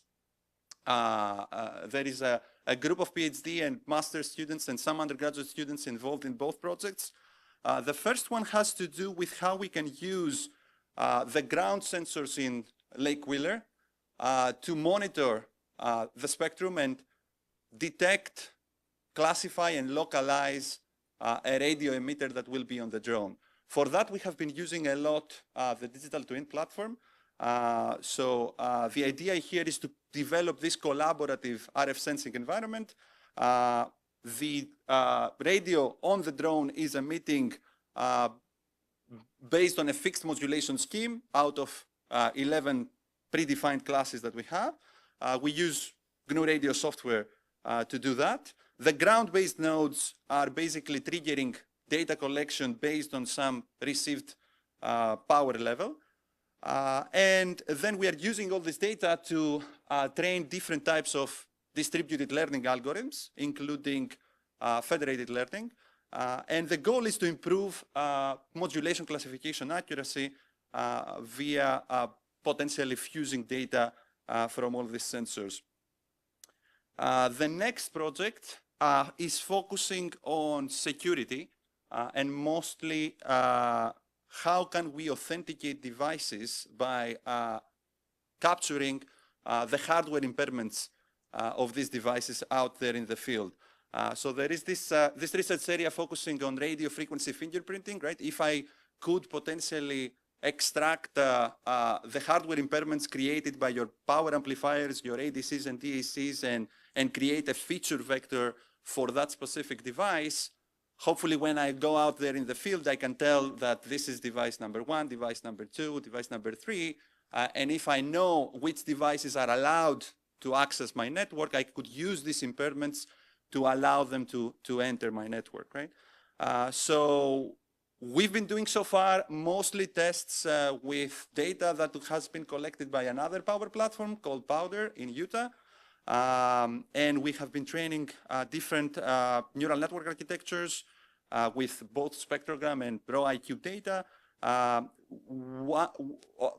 of our work has appeared actually this February in the NDSS Future G workshop, and in parallel we've been working with AirPower Ops to collect both LTE as well as 5G data from different user equipment that are deployed in Lake Wheeler.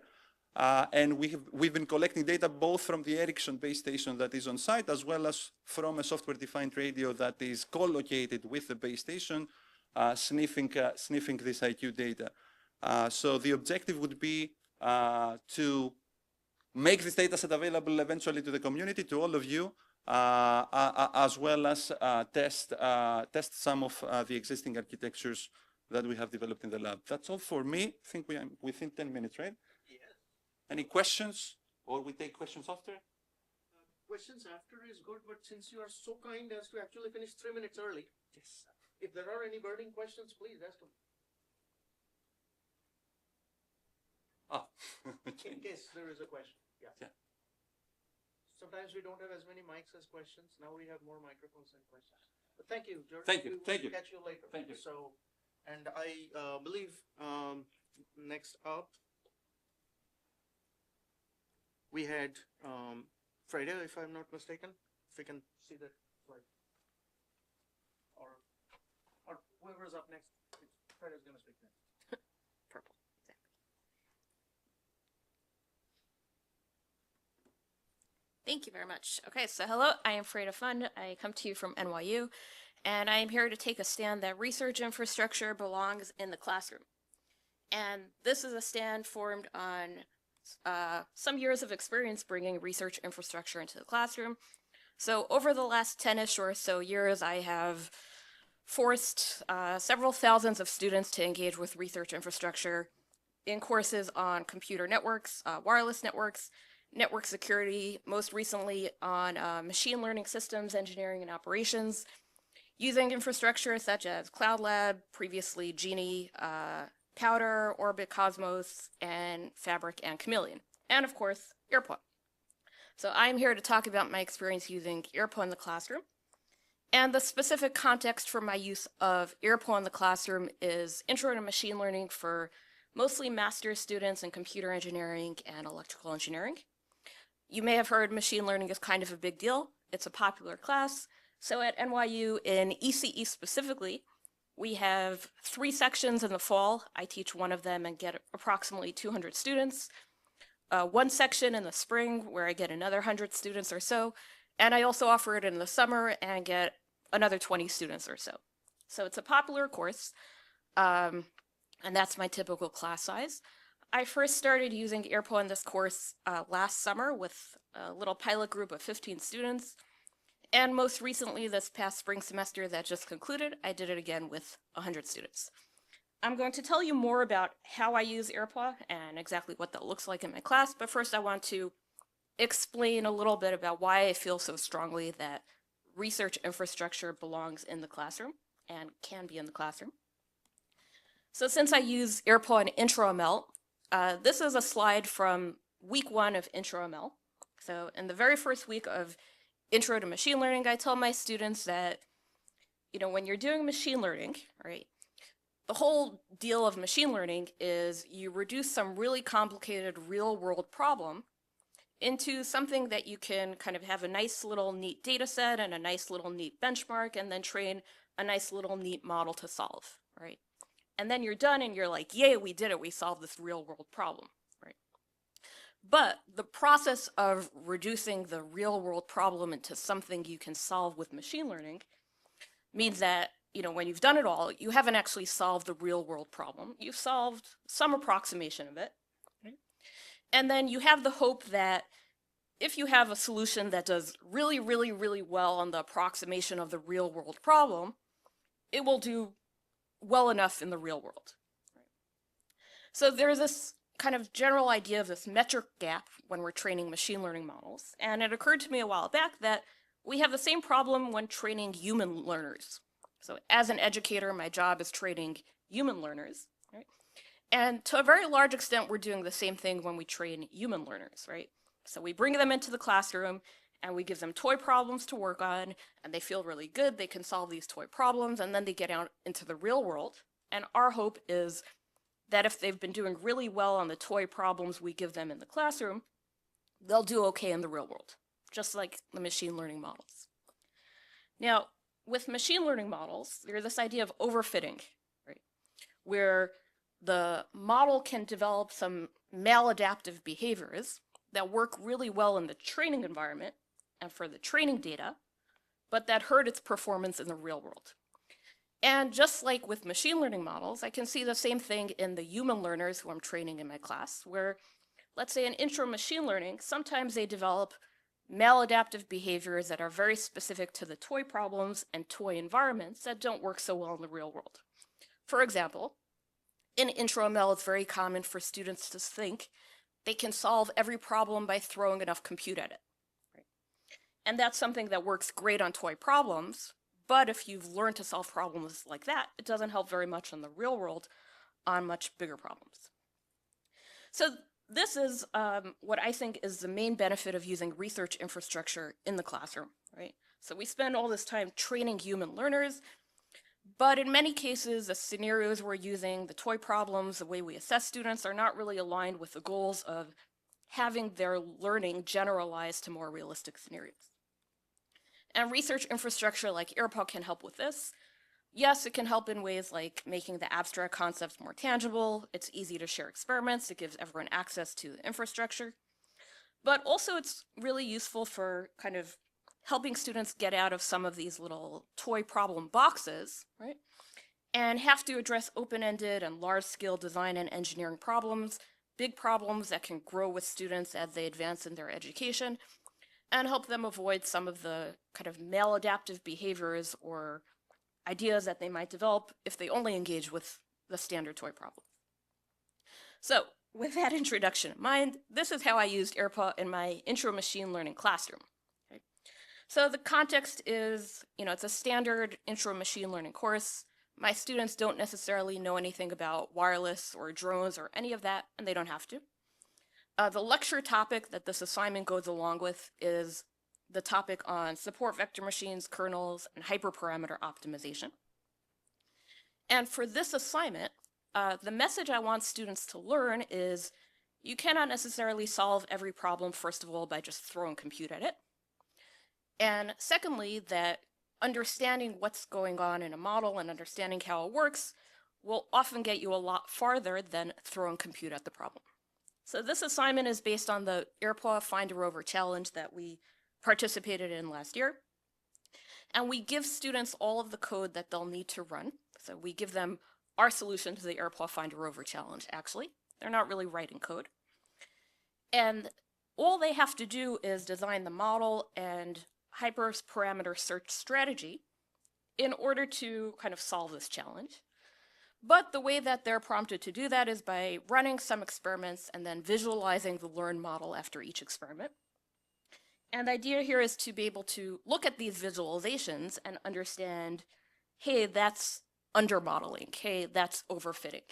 And then know based on that how to adapt their design, or let's say change a, let's say, search space in which they're looking for kernel parameters.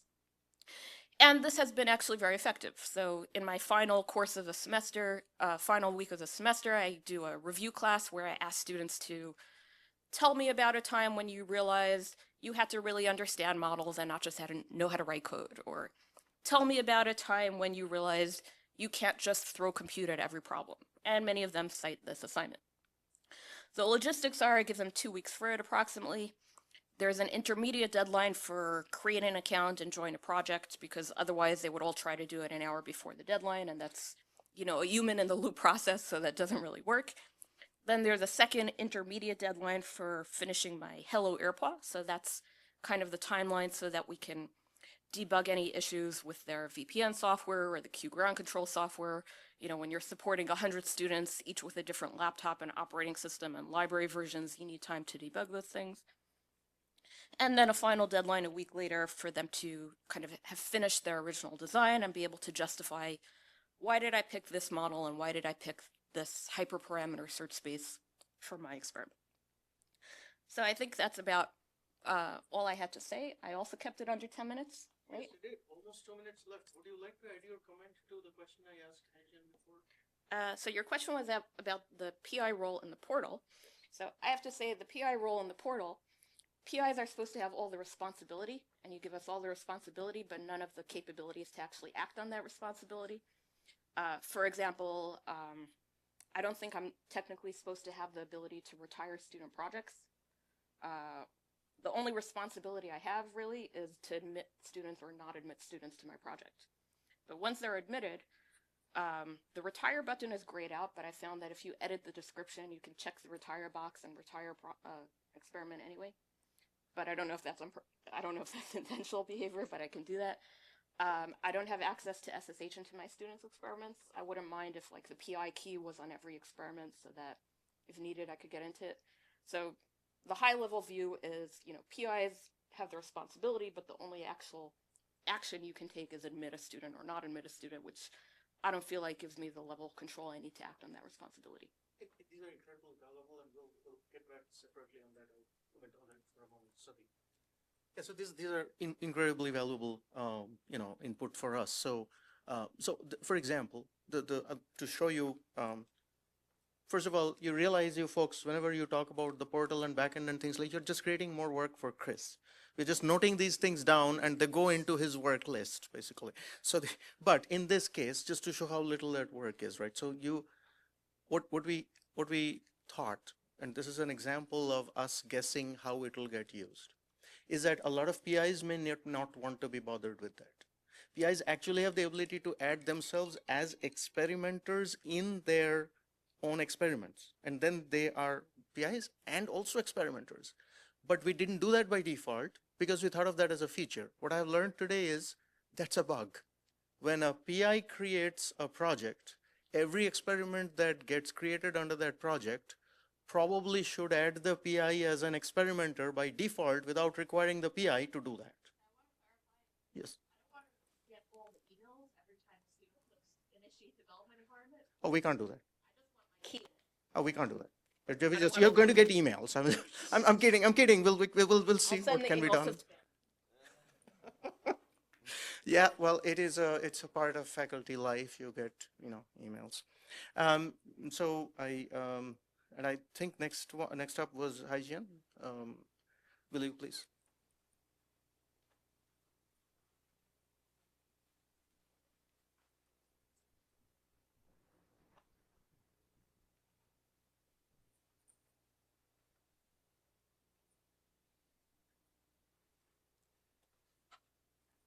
All right, so I wanted to talk about the overall AirPod experience and also focus on the student learning, especially since we are the PIs that are running the lab, so we wanted to engage the students into this platform. So a little bit introduction about myself. This is kind of like my overall research topic. At the center, you will see the wireless. I mean, we all do most of my research center around wireless, and I mainly focus on three aspects: the efficiency, the security, and also the intelligence. And then obviously that spans a lot of the wireless techniques. I do Bluetooth, I do 5G, and also do Wi-Fi. And then obviously it spans also on a variety of the applications. Specific to this research specific to the AirPod, I wanted to briefly say that I'm also pretty hands-on. So I have done a lot of the experimentations related with wireless. And I feel like this is very, very valuable because as you know about the wireless world, the thing that you work on in the lab is never the thing that you work on the field. So this is kind of like some of the examples that I do. So I do battery-less wireless sensors. I do 5G system at 28 gigahertz, kind of like considered as the millimeter wave. Also some of the high data rate Wi-Fi on 60 gigahertz. You can also see some of the devices that can accept the baseband signals. And then you use the Wi-Fi's antenna arrays from some commercial device because the antenna arrays are extremely expensive. And also the sensing for electric vehicle charging, some of the RFID devices. Passive backscatter devices, wireless ones that can work on the FM band. Also, my recent research or one of the major focus is to develop the wireless radiance field, and that kind of like bridging the gap between the physical world and wireless world. That is where you see it from. The picture down there is the actual wireless world that you will see if you have the wireless eye. All right, so briefly go back to AirPod. So why this is important. I showed the pictures of the devices or experiments that I did because I wanted to bring a very important topic here, the mobility on those wireless devices. So first of all, why we use AirPod devices? Obviously, you know that this is the NSF-funded wireless experimentation platform. It's primarily for the UAV-related communications. So not too many platforms can support that. And most importantly, I highlight there, I don't need to handle UAV ourselves. And that's actually pretty important because everybody who knows handling the UAVs, you are stuck in handling the UAVs.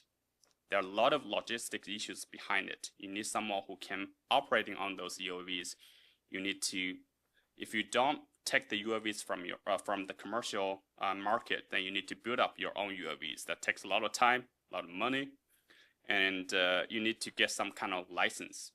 And that behind the thing, to get the license from FAA, get the license from FCC is extremely difficult. And also this is digital twin enabled, where you kind of like have the remote access and simulations based on it. So I don't actually have to come over here to do all these experiments. Obviously, you heard from the speakers that it's currently developed, it's currently deployed in the main campus as well as the other lake site. All right, so focus on the student training. A couple of things I wanted to mention here is, first of all, Paul is my student here who primarily focus on this experimentation. As I mentioned briefly, Paul by himself is pretty self-manageable, so I don't actually need to go through each of the steps with him. But there are some of the key points I wanted to make here. So first of all is AirPod does have extensive manual, and as far as we know, the current version of the manual is way better than the manual you had 2 years ago. But that's kind of like the process. So if you, on the onboarding process, I think the manual is the best one you have, or the best one you should check. And also, we attended the first ACW event back in 2023, and I think that's very helpful as I see the schedule here for this event. You will have a lot of the hands-on tutorial. I highly recommend on that. Me, myself, and Paul, we went through all of the tutorials, and actually we have 2 computers. Both computers worked for most of them, for most part of the tutorials. Also, you will see a lot of demos. I mean, if the weather permits, you will see the demos here too. Also, the prototype discussions. I have a lot of pictures. I mean, the picture I select here is just me and Paul. We back in 2023, but I also took a lot of pictures. The pictures that involve with the hardware, the software stacks that AirPod had. I can tell you that this is very helpful. A hidden feature there is AirPod actually helped you select those appropriate devices and also the software stacks, so you don't have to repeat the process by yourself. And also they have the office hours, which is very helpful. You can make the appointments there. And students actually should have very basic SDR knowledge in the beginning, so ideal with some DSP background. And the learning by doing is always something I promote. So that's why we attended the first AFAR challenge, because if you wanted to get to know the platform, it's better that you have a targeted applications or a very specific task to perform. And at that time, the reason we decided to participate in the challenge actually is because we wanted to know more about the platform. And that's very good, very helpful. The second one, I think the highlight is the container. You don't need to worry about you broke anything. And the container actually also have some example applications where it's kind of like a sandbox or style. So you can have a lot of training, testing, and also the validations. In terms of the scenario setup and node selections, before you do any experiments, obviously you need to select what kind of scenarios you want to work on, what kind of nodes you wanted to select, either the flying nodes, the UAV nodes, or some of the ground nodes. Also, it will be very, very good to understand the AirPod's capabilities. So we have 2 use cases here, as I mentioned. The first one is the FAR challenge that we participated. The other one is the backscatter experiments. Both of them will be mentioned by Paul in his slides. Also, we have our own lab twin. We have our own lab twin in the sense that we replicate some of the AirPods hardware in our own lab. So the reason is, obviously, if you wanted to something work on the move on the UAV, you better to make it work in the lab, because you reduce one factor, at least the moving factors. So we have to use the same device, use the same script, and trying to understand what they should work under a better scenario. And some of the results I wanted to highlight here is we have papers. Obviously, we are working in academic. We wanted to have some papers as a very specific measure of the success. The conference papers, journals manuscript. Also, I wanted to say we actually found the practical and simulation differences is we found some of the EMI issues in low power backscatter communications, where supposedly it should work pretty well even in our lab, but it doesn't really work in the real world field measurement. I think this is the value of this platform. So that brings to the understand the in the wild wireless system. I think some of the instructors also mentioned here is kind of like very, very important to, especially in the wireless world. The simulation is always simulation. The in the wild system is always in the wild system. All right, is that on time? Yes, it is. 30 seconds to spare. Thank you so much. Thank you very much. We'll hold all questions till the end. So yeah, very heartening to know that the AirPod user manual version 2.0 is an improvement and not going the other direction. This is a process called continuous improvement, and crib from Freda when you can. So that's the process. Paul, maybe you can go over next.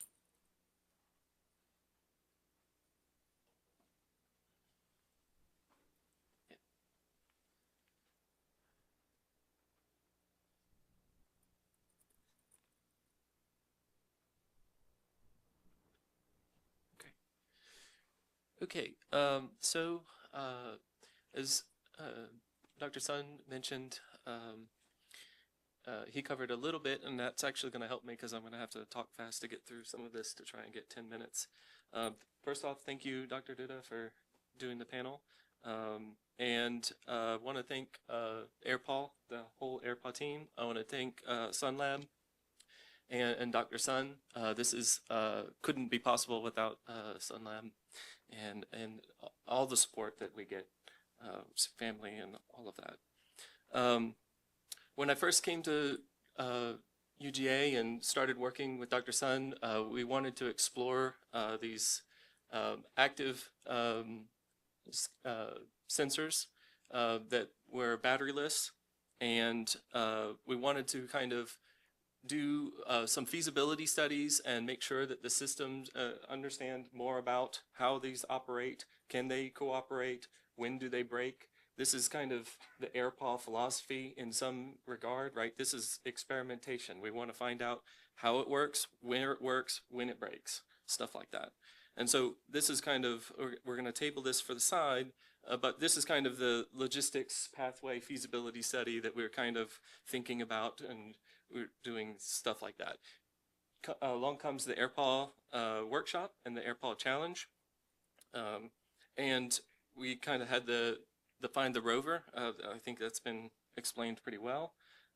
We want to find the rover in the green patch, and we are limited to be in the blue patch. And we only get channel sounding. We have a channel sounding script that we will run, and we get a power and a quality, and we go. You have an algorithm, find it.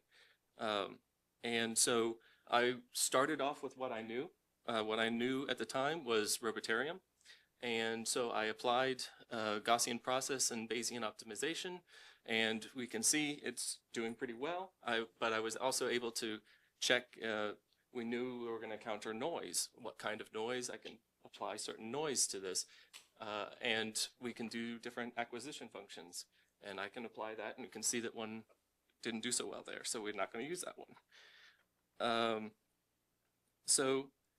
That allowed me to, we're writing this in Python, and so doing this in simulation, kind of, I could do that with the understanding that this is actually going to work in the container when I put it in there. It's going to be Python. I know I can backbone on the AirPaw lib, and I know that when I start to integrate all of this together, it's not going to be unfeasible, right? I have this simulation, and it's going to link up with AirPaw and their structure as well.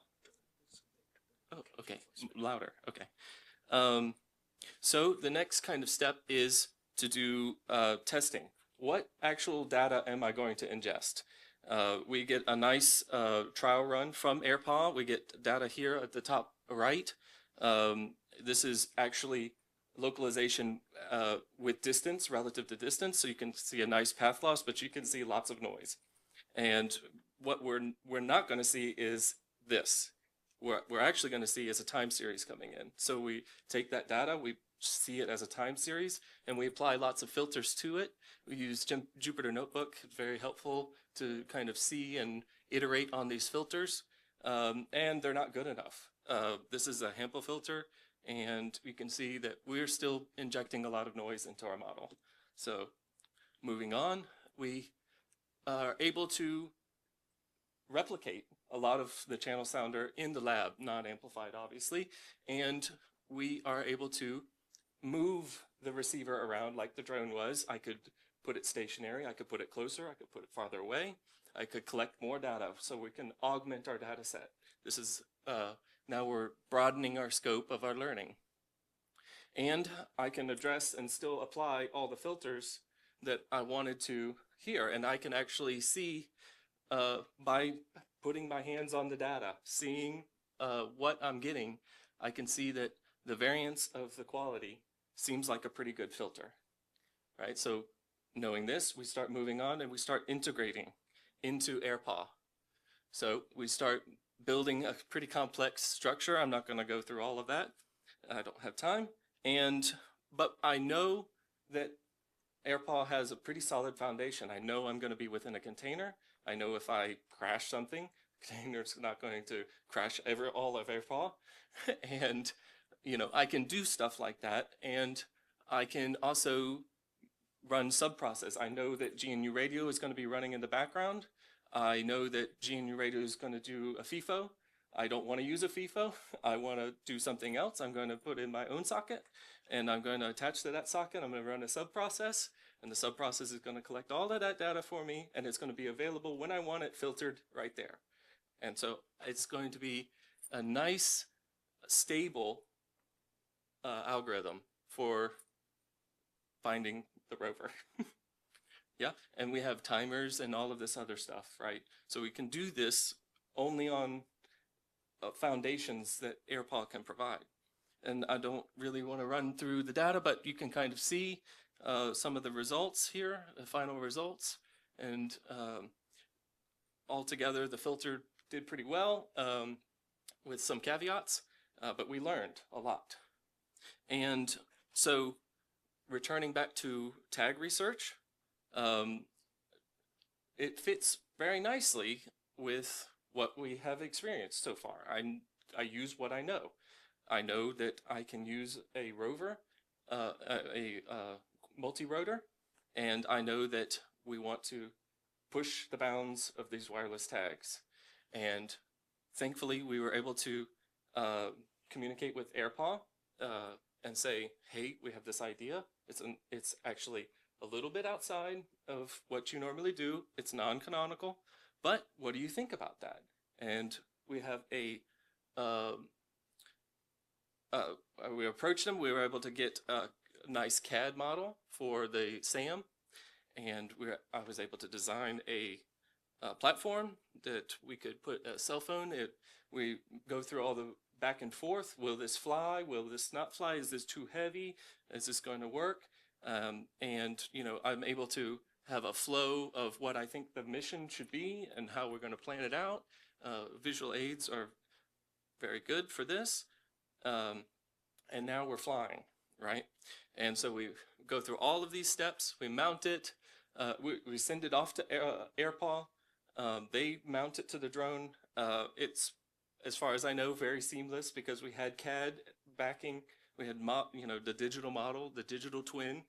We printed it out, and it should be, the holes should be where we said they were, and they all line up. Yeah, and so the AirPaw team, we test on the ground. Everything seems to work. We fly a manual flight over the tags, and we're not collecting any data. We don't see any data. We flew for, I was fortunate enough to be there, but we flew over and over and over, and we got one ping, no sensor data. And so this kind of threw a lot of works in our flight plan. We had all this automation planned out, but if we can't collect data, why are we automating this? So I'm there and I'm thinking, how do I prove that we're losing? Where do I address this? What link are we actually losing in this? Because we have a lot of stacks of wireless links here, right? So able to have a test stand and researchers right there at hand to pick brains and bounce ideas off each other. And we put the phone on the table, and we're able to receive data as the drone is armed. So now we have a nice link towards something is impeding the link between the phone and the bridge. And by removing that obstacle, by putting the phone on the table, we're collecting data. Yeah. So while this might not be what we wanted, this is not the best result. We just flew it and then we captured data. We now have something to shoot for. We know this link, if we could harden this link or make it a nice connection without wireless or something like that, then the system would be much more robust. Yeah. And of course, I'm going to reiterate, I think a lot what we were saying, we use what we know, and if you don't know, you won't use it. If you are trying to build an arch out of stone, you work with stones and you build arches. Yes, and if you work with multi-rotors and wireless communications, what are you going to produce? Yeah. Thank you very much, Paul. Sure. Thanks again, and thank you to all of the users, the panelists, and others. I didn't say that often enough in this panel. Obviously, we are very grateful for users who try to. And this is an example of we're not pointing to various people, but when you say portal and this and that, and that means different people in the AirPower team. So we're just accepting all that on behalf of all the good things, all the bad things, all the things to be improved. However, go for Chris. But no, I'm just kidding. We'll send it to whichever ones. Dr. Sigito said up front that we have to have CAD models available. And we were like, yeah, nobody's going to want to use that. He was like, no, this needs to be on the user manual. And lo and behold, that's not just even the only one. Did you want to speak?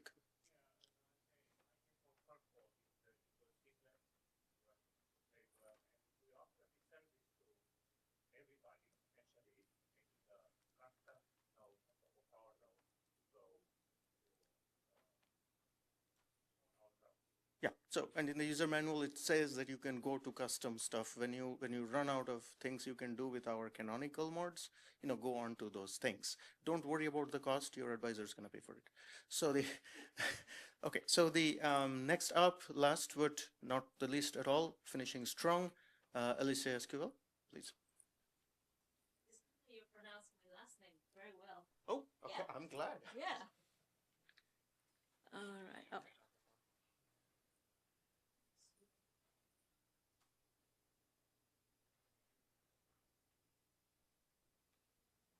All right.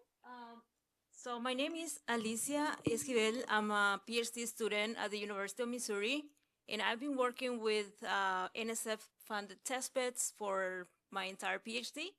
So if you tell me to talk about any platform, I will be able to tell you probably anything about it. I went through all the pipelines, and today they asked me to talk about creating this cross-platform experimentation in AirPo. And I'm gonna go through a particular use case that we're working now that is going to allow us to do this, putting things together, not only like the drone aspect, but also like software stacks. And then, for example, I think the other groups also talk about having sensors or IoT devices. So I'm gonna talk about that as well. And when I say multi-platform experimentation, is like, we need to understand what that mean first. And you can have, I put this figure there. I have great use of ChatGPT now with like creating figures, and because I'm a graphic designer too, so I'm telling it exactly what I want. So let's envision we have this use case where you have several sensors that are in the ground, and they are all connected with each other. And there are different layers, as you can imagine there. You have the network, the compute, and the application at the same time. And then for the experimentation scenario, you can have, as I mentioned in the beginning, the IoT sensors, and that's a lot of it is like creating and adding on top of each other data of sensors and having your own data set in that. And then you might have other devices like Raspberry Pis or like compute nodes that basically works as an orchestrator of all these devices or sensors. And then this central node, sometimes you can also call it like where you decide where are you gonna basically process this data. So everybody talk about how hard it is to move to the real world. And just to give you an example, so this past project we started probably like a month ago, and I'm working in the summer as well with some undergrads on this project in particular. And we have this motivation of putting all together a real world application. And how complex can that be? In the case of like, for example, what happens if you want to fly more than one drone in the field, and then all the things that can go wrong, basically. So then we decided to make this project to make sure that we have all these context-aware decisions that can help us to if we have situations like resource constraints devices, which are like basically the drones in this case, and then that we want to scale this, like for example, farmers, they want to have like a way to make decisions during like, based on like different farms in different locations. And then we have to adapt this to the real time, because what happens if the farmer wants to make a decision in real time? So the data and the process has to happen almost immediately. And of course, there are other things that you have to ensure your application and your entire pipeline is robust. Here I have this use case again, but more specifically for the heterogeneous devices that we are going to connect all with each other. Basically, you can have IoT devices, UAV networks, or drones that are connected with each other, different types of radios. And then what we need to test, that is very important, because all of these have to work with each other. So the main problem here is like, probably the communication of the drone is going to be different than the one that you have in the smart tractor. Or maybe the sensors that you're using are communicating through LoRa, for example. So how you're going to put all this communication together, and they can understand each other, basically. So as probably you also might already know at this point, what happened, you can have all of this in the simulation environment. And what happens is like, you're not going to capture all the things that can go wrong, or the network dynamics that you will have really in the wild. So essentially in the simulation, what you do is you put everything like in the perfect world. So you're not going to have anything to like it's going to fail there. And of course, you're not going to be like changing like these cross-device interactions, like the type of communications and things like that, that you really need to accomplish this type of applications or use cases. And I put here to highlight this collaboration, and then how this has to be like dynamically as well. So that is going to be like for this particular use case in the agriculture field. The challenges, this is all just like some of them. As I mentioned in the beginning, you have diverse APIs, operating systems. You can also have like the communication protocols. They might be different. How you're going to synchronize all of this so they're going to work all together at the same time. And then, of course, like you have to consider the resources. Like some of them are going to be more powerful than the others. And then something that is very important as well is like how you can reproduce this again in the real world. So it's not something like sometimes we consider, because sometimes you do your experiment, you get your results, and then you don't want to see your experiment anymore. But I think it's very important to also ensure, like, if you have these multi-platforms and the setups, especially, to have it documented in a way that it's going to be easy to reproduce it, so everybody can get access to it, and potentially somebody else can build on top of it as well. So this is in particular the project that we started in the summer. This pipeline here is showing you some type of environmental factors that you get from like the wireless conditions.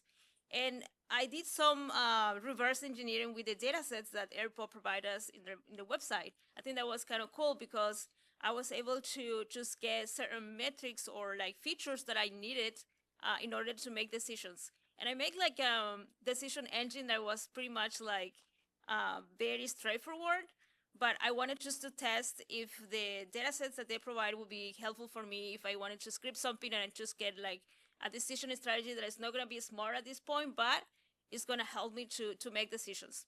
So I got features like signal strength, bandwidth, like everything about the communication and the wireless environment. And then also I wanted to put that in a way that is going to be smarter. For example, you can have an ML solution that essentially you get all the telemetry from the wild, or the data set in this case, and then that's going to help you to make decisions on where you are going to execute this application. So it can be on board, because the task that you have to execute has to be made like right now in real time. You can do it on the edge, because perhaps the onboard capabilities are not really like strong, or maybe you don't care about the time of like when are you gonna process this data, but you want to make things because you have a lot of data and you have to process that. So perhaps the time is not really a constraint, so you move it in the cloud. So this helps us as well, like to put all together from one farm and connect it to others through federated model, for example.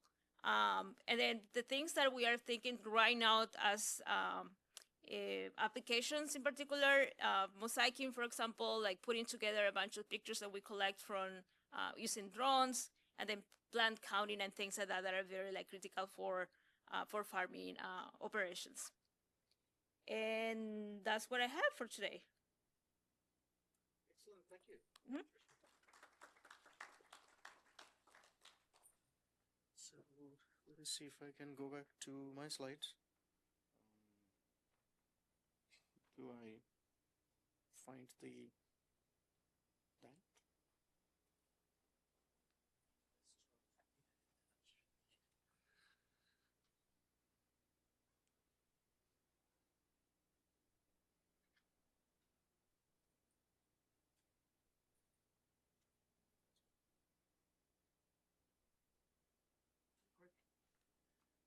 Thank you.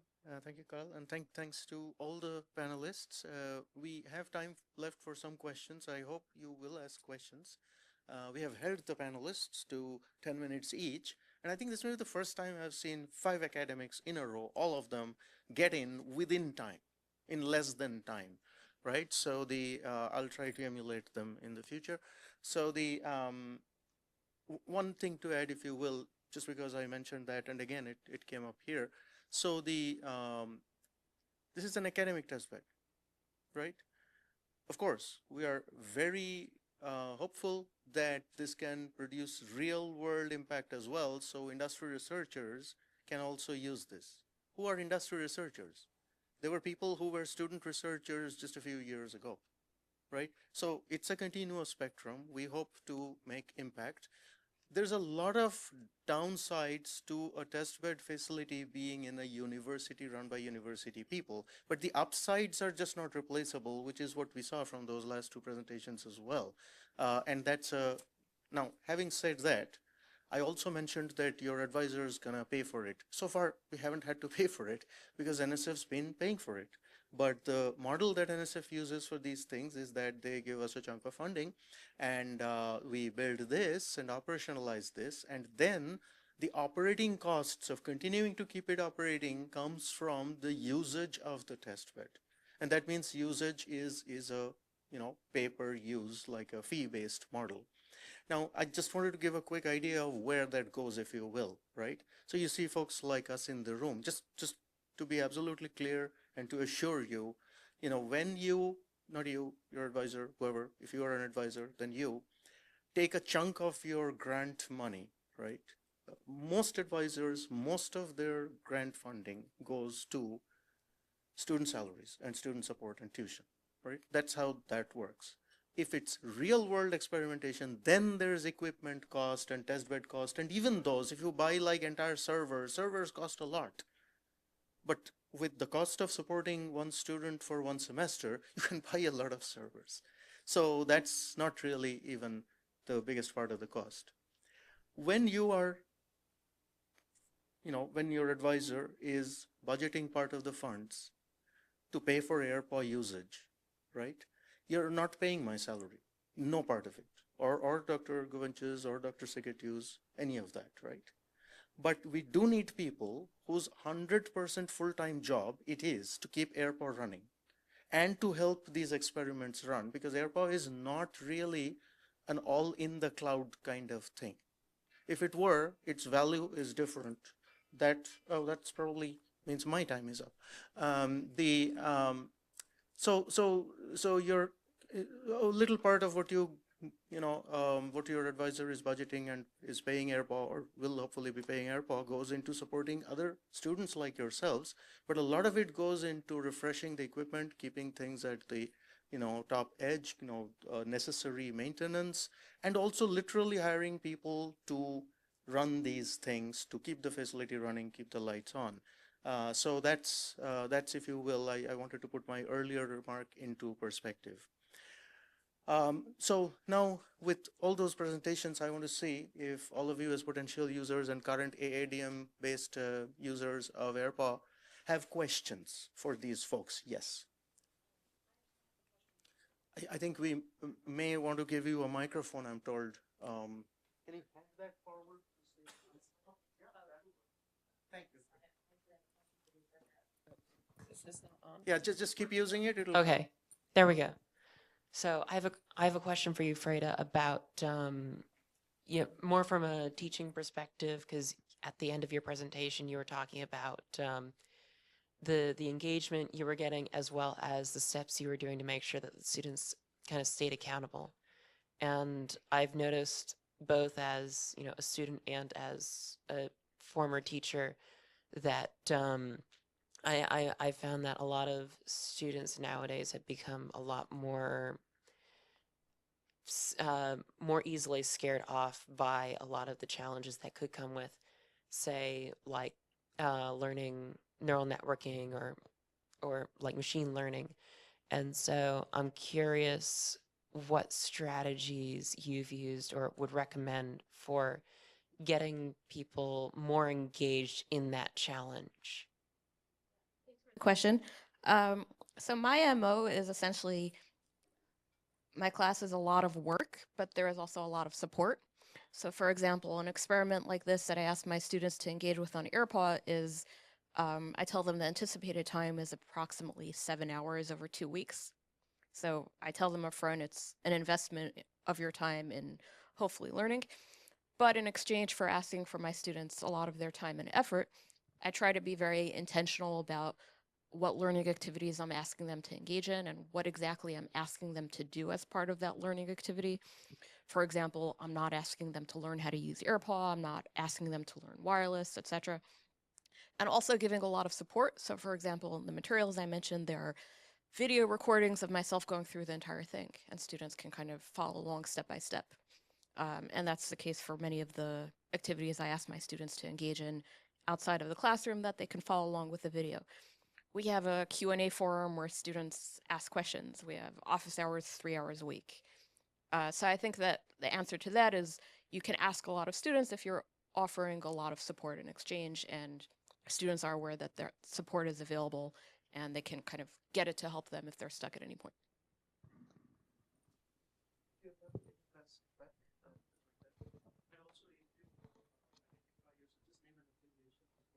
Yeah, I'm K1, PhD student from Missouri S&T. So I have a question for Alicia. Yeah, so you talked about some agriculture project that it is combination of UAVs, IoT nodes, and federated learning.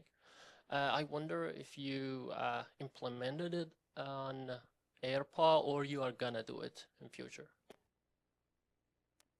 We started this summer, like I started doing like all the study behind like what kind of sensors we're gonna use, like the communication aspect, and then I used some of the data sets from AirPaw in particular because I wanted to make like very realistic to the point of like when we have to move it to the test bed, it has to be very like straightforward. Like, okay, I'm gonna get all this type of data, or I can get these features. So let's get going things similar to what we have in AirPaw. For the other aspects, like today they mentioned that we can use AirPod feature, bring your own device. Like for example, we can bring like one of the boxes, like primarily as device to collect like information from the soil, for example. And then that could be like if you have a centralized way to control that, and if you're thinking of like implementing federated learning, you can have your own node, or I guess we can also use some of the nodes from AirPaw for the computation side, because a lot of it is going to be like orchestrating all of this together, like different types of like communications and data that are going to be like streaming over like in real time. And of course, like finally, and like ultimately a goal that we have is like that this is going to help us to make like smarter decisions, like especially for people from the farm, because sometimes it's like they might have like the latest drones or like the latest technology, but they don't know how to use it, or they just get scared of using it because what I'm going to do with it that I collect. So what we want to do is like to provide a way of like, this is going to be an easy way for you to make decisions faster. And yeah, so if there are, let me add quickly, data sets. There's a lot of them out there, and analyzing and how to mine those data sets are the topic of a couple of the tutorials in this workshop tomorrow. So please watch out for those. Other questions? My name is Jacob. I'm from Florida Atlantic University, and this one was actually for you, Rudra. Aeropol allows you to experiment relatively freely compared to other universities in its test bed, but it stated it still had restrictions between the FAA and FCC. If there's an experiment that's deemed invaluable or really valuable, is there another test site that's almost like a Supreme Court that has no restrictions? Is that like the military, or you talk about industrial researchers? You said like some of this information gets sold to them for them to use for further development, or like how does it progress after this? Okay, so I mean, great question. I don't necessarily have answers. I would also like to know the answers. Let me tell you what I believe my answer is. We do not believe that for this specific confluence of things that we are trying to capture, there is anything that is significantly super airpaw that's open publicly to any and all persons or researchers with, for example, no clearance. So we are definitely aware of primarily drone test beds that have significantly better drone capability, including the capability of crashing drones into things and so on, and you just use up drones. That's a part of the running cost.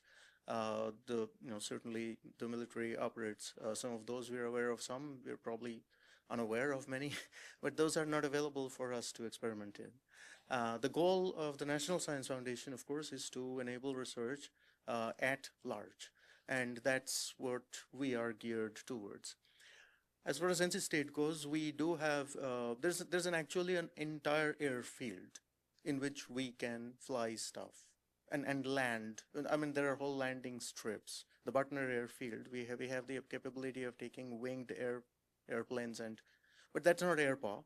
And also they're not integrated with the wireless, the virtual compute, or that sort of stuff. And then there are many other huge wireless test beds. I was talking about significant people in airpaw. Dr. Vuk Marevich has just walked into the room. He'll be hosting a couple of tutorials tomorrow. He, for example, and he'll probably mention that at some point, has huge wireless test beds, but not necessarily drones flying there, certainly not controlled mobility. So this confluence, so you know the new motto of Las Vegas, right? Who knows Las Vegas? What happens in Vegas only happens in Vegas. That's what they say. It's in the airport. It's in the airport. It's stuck up everywhere. They really want to go away from their older motto and make this their new actual motto, I think. I will say what happens in airpaw, I mean, it's hard to use and stuff like that, but what you can do with airpaw, you can only do with airpaw. As far as we're concerned, we would love to learn of other things. Thank you. Questions? Can you pass the mic on to the right, please? And maybe you can just introduce yourself. Excuse me, just because you asked a question before. I'm Rebecca Crystal from Florida Atlantic University. Thank you. We have whatever, -4 minutes or something, so we can definitely take 1 or 2 more questions, if there are any. There are 2 more questions. Okay, one here, and then back there. Okay, we'll go in that order. Hello. Name and affiliation, please. I'm Biswas from University of Missouri. So I know that airpaw is a Dockerized, environment and has its own set of rules and regulations. But is there any way we can configure the network aspect of the airpaw testbed to our, use cases? For example, I wanted to configure one of the portable or fixed node as a drive or a switch, and I was not able to do it. So is there any way we can, have that one? Okay, so the answer is yes, but not as a canonical experiment. It no longer becomes a do-it-yourself, perhaps. Now, again, your question, if I got it right, was about creating a network topology in the maybe what we can consider the data plane of the experiment itself. And that is, it's rudimentarily enabled in AirPaw already. And in the virtual environment, you should actually be able to configure one of those containers to forward stuff between your other things. But creating a topology instead of a one flat topology where all of the nodes are connected to all of the nodes requires definitely back-end work. And also what you are looking for may be a little bit more sophisticated than the basic thing that is enabled there. So that becomes a custom experiment, but we can totally do it. And that, just like Paul was mentioning, this is something I want to stick this thing in there. In theory, it is not hard at all. It's just not something that is already on the portable node. What you are talking about is kind of the software equivalent of that, and you should reach out and we can basically see, how to enable that, create a separate isolated slice for you perhaps, and then see what topology you want, and then give you as much access as possible to dynamically play around with it, right? But we can't really, just give you access to AirPaw backend and say, go play around, just don't break anything else, because that's the responsibility that we have to keep for ourselves of not breaking other things. Does that help? This helps me. Thank you. Okay. Thank you. And then we had one question here. Hi. Hi, everyone. My name is Zahin Saeed. I'm from University of Central Florida. I'm a graduate research assistant over there, doing my PhD under Dr. Murati Oksal. So my question was actually to Paul, because I'm also here trying to find ways and trying to utilize how I can also use AirPaw in my research. So I'm also participating in the ADM challenge. And while doing the challenge, one of the few things that one of the hurdles is testing a script. So I get, it's very interesting that you had an idea and you implemented it in AirPaw. I wanted to know, according to your experience, what is the best way to test your script? You mentioned something about having your own simulation environment. So like creating a own simulation environment and then transferring to AirPaw, is it the Well, my approach was basically use what you know. And if you have a proficiency with some sort of package that you want to use, if you can think of a way to make a nice compact simulation of that, right?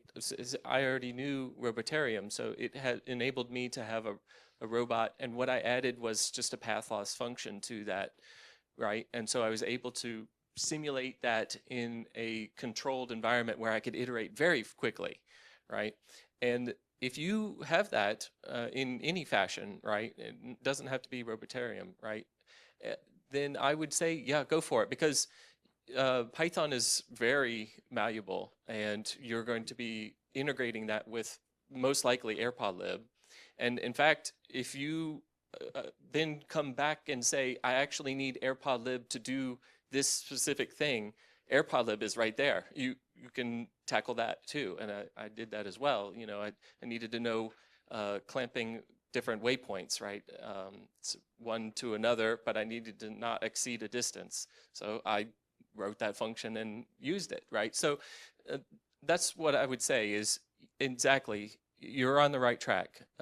Use what you know, and try and keep it contained into small incremental steps that you can manage, because it's gonna be a heavy lift. Yeah, that's why it's a challenge. Yeah, I wanted to jump in as well. In one of my slides I showed you, we have like the lab twin of the AirPod. So there are some of the devices you can purchase, like the USRP 220 or 2205, and you can use the script from AirPod as well. So you kind of like create less packages, but you kind of like create a lightweight of AirPod in your own lab, and then you can test on the script there. And with some of the tools, like what Paul mentioned, some of the tools, you can basically create your own container outside of the AirPod. So that's where we test the scripts.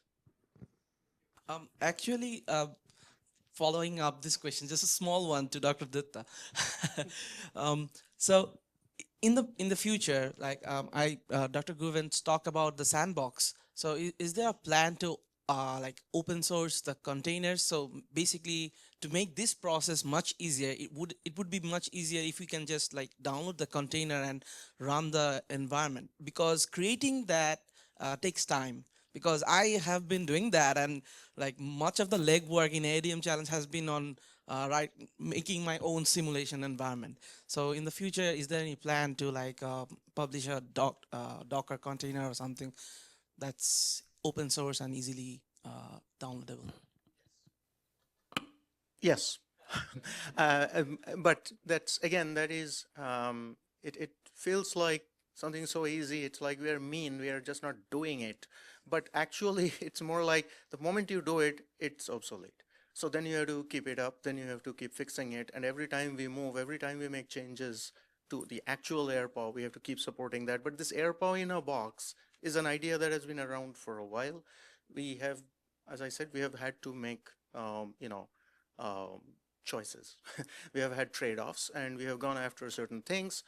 If you tell all your advisors to keep putting AirPower in the budget, then we will keep getting money, which will impress NSF, then they'll give us more money, then we will build these things, and then you can give us more money to have more usage. So we ran out of time 15 minutes ago. I did want to, this question has connections to the sandbox as well, which Dr. Sklevantis brought up. So I want to see if Dr. Sklevantis wants a last 30 seconds literally on the topic of the sandbox and how, or if there is any way that this sort of an AirPower in a box idea can help in terms of also hardware in the loop oriented kits or something like that. And then after, I'm going to thank the panelists and let you go to lunch.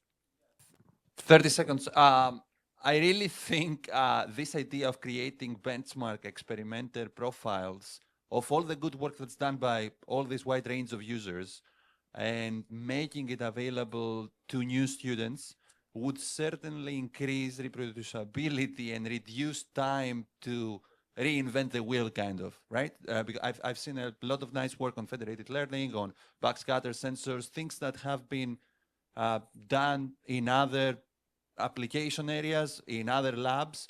But AirPower, being this open platform for reproducible experimentation, should really be archiving these resources and making it open to new students that come from, as Fedra said, no wireless background, no neural networks background. So they can really get, let's say, in a matter of a week, up to speed on how to run things. Otherwise, they get frustrated and they, move along. Life moves on. So that's my 2 cents. Thank you very much. And thank you to all the panelists. Please join me in thanking them.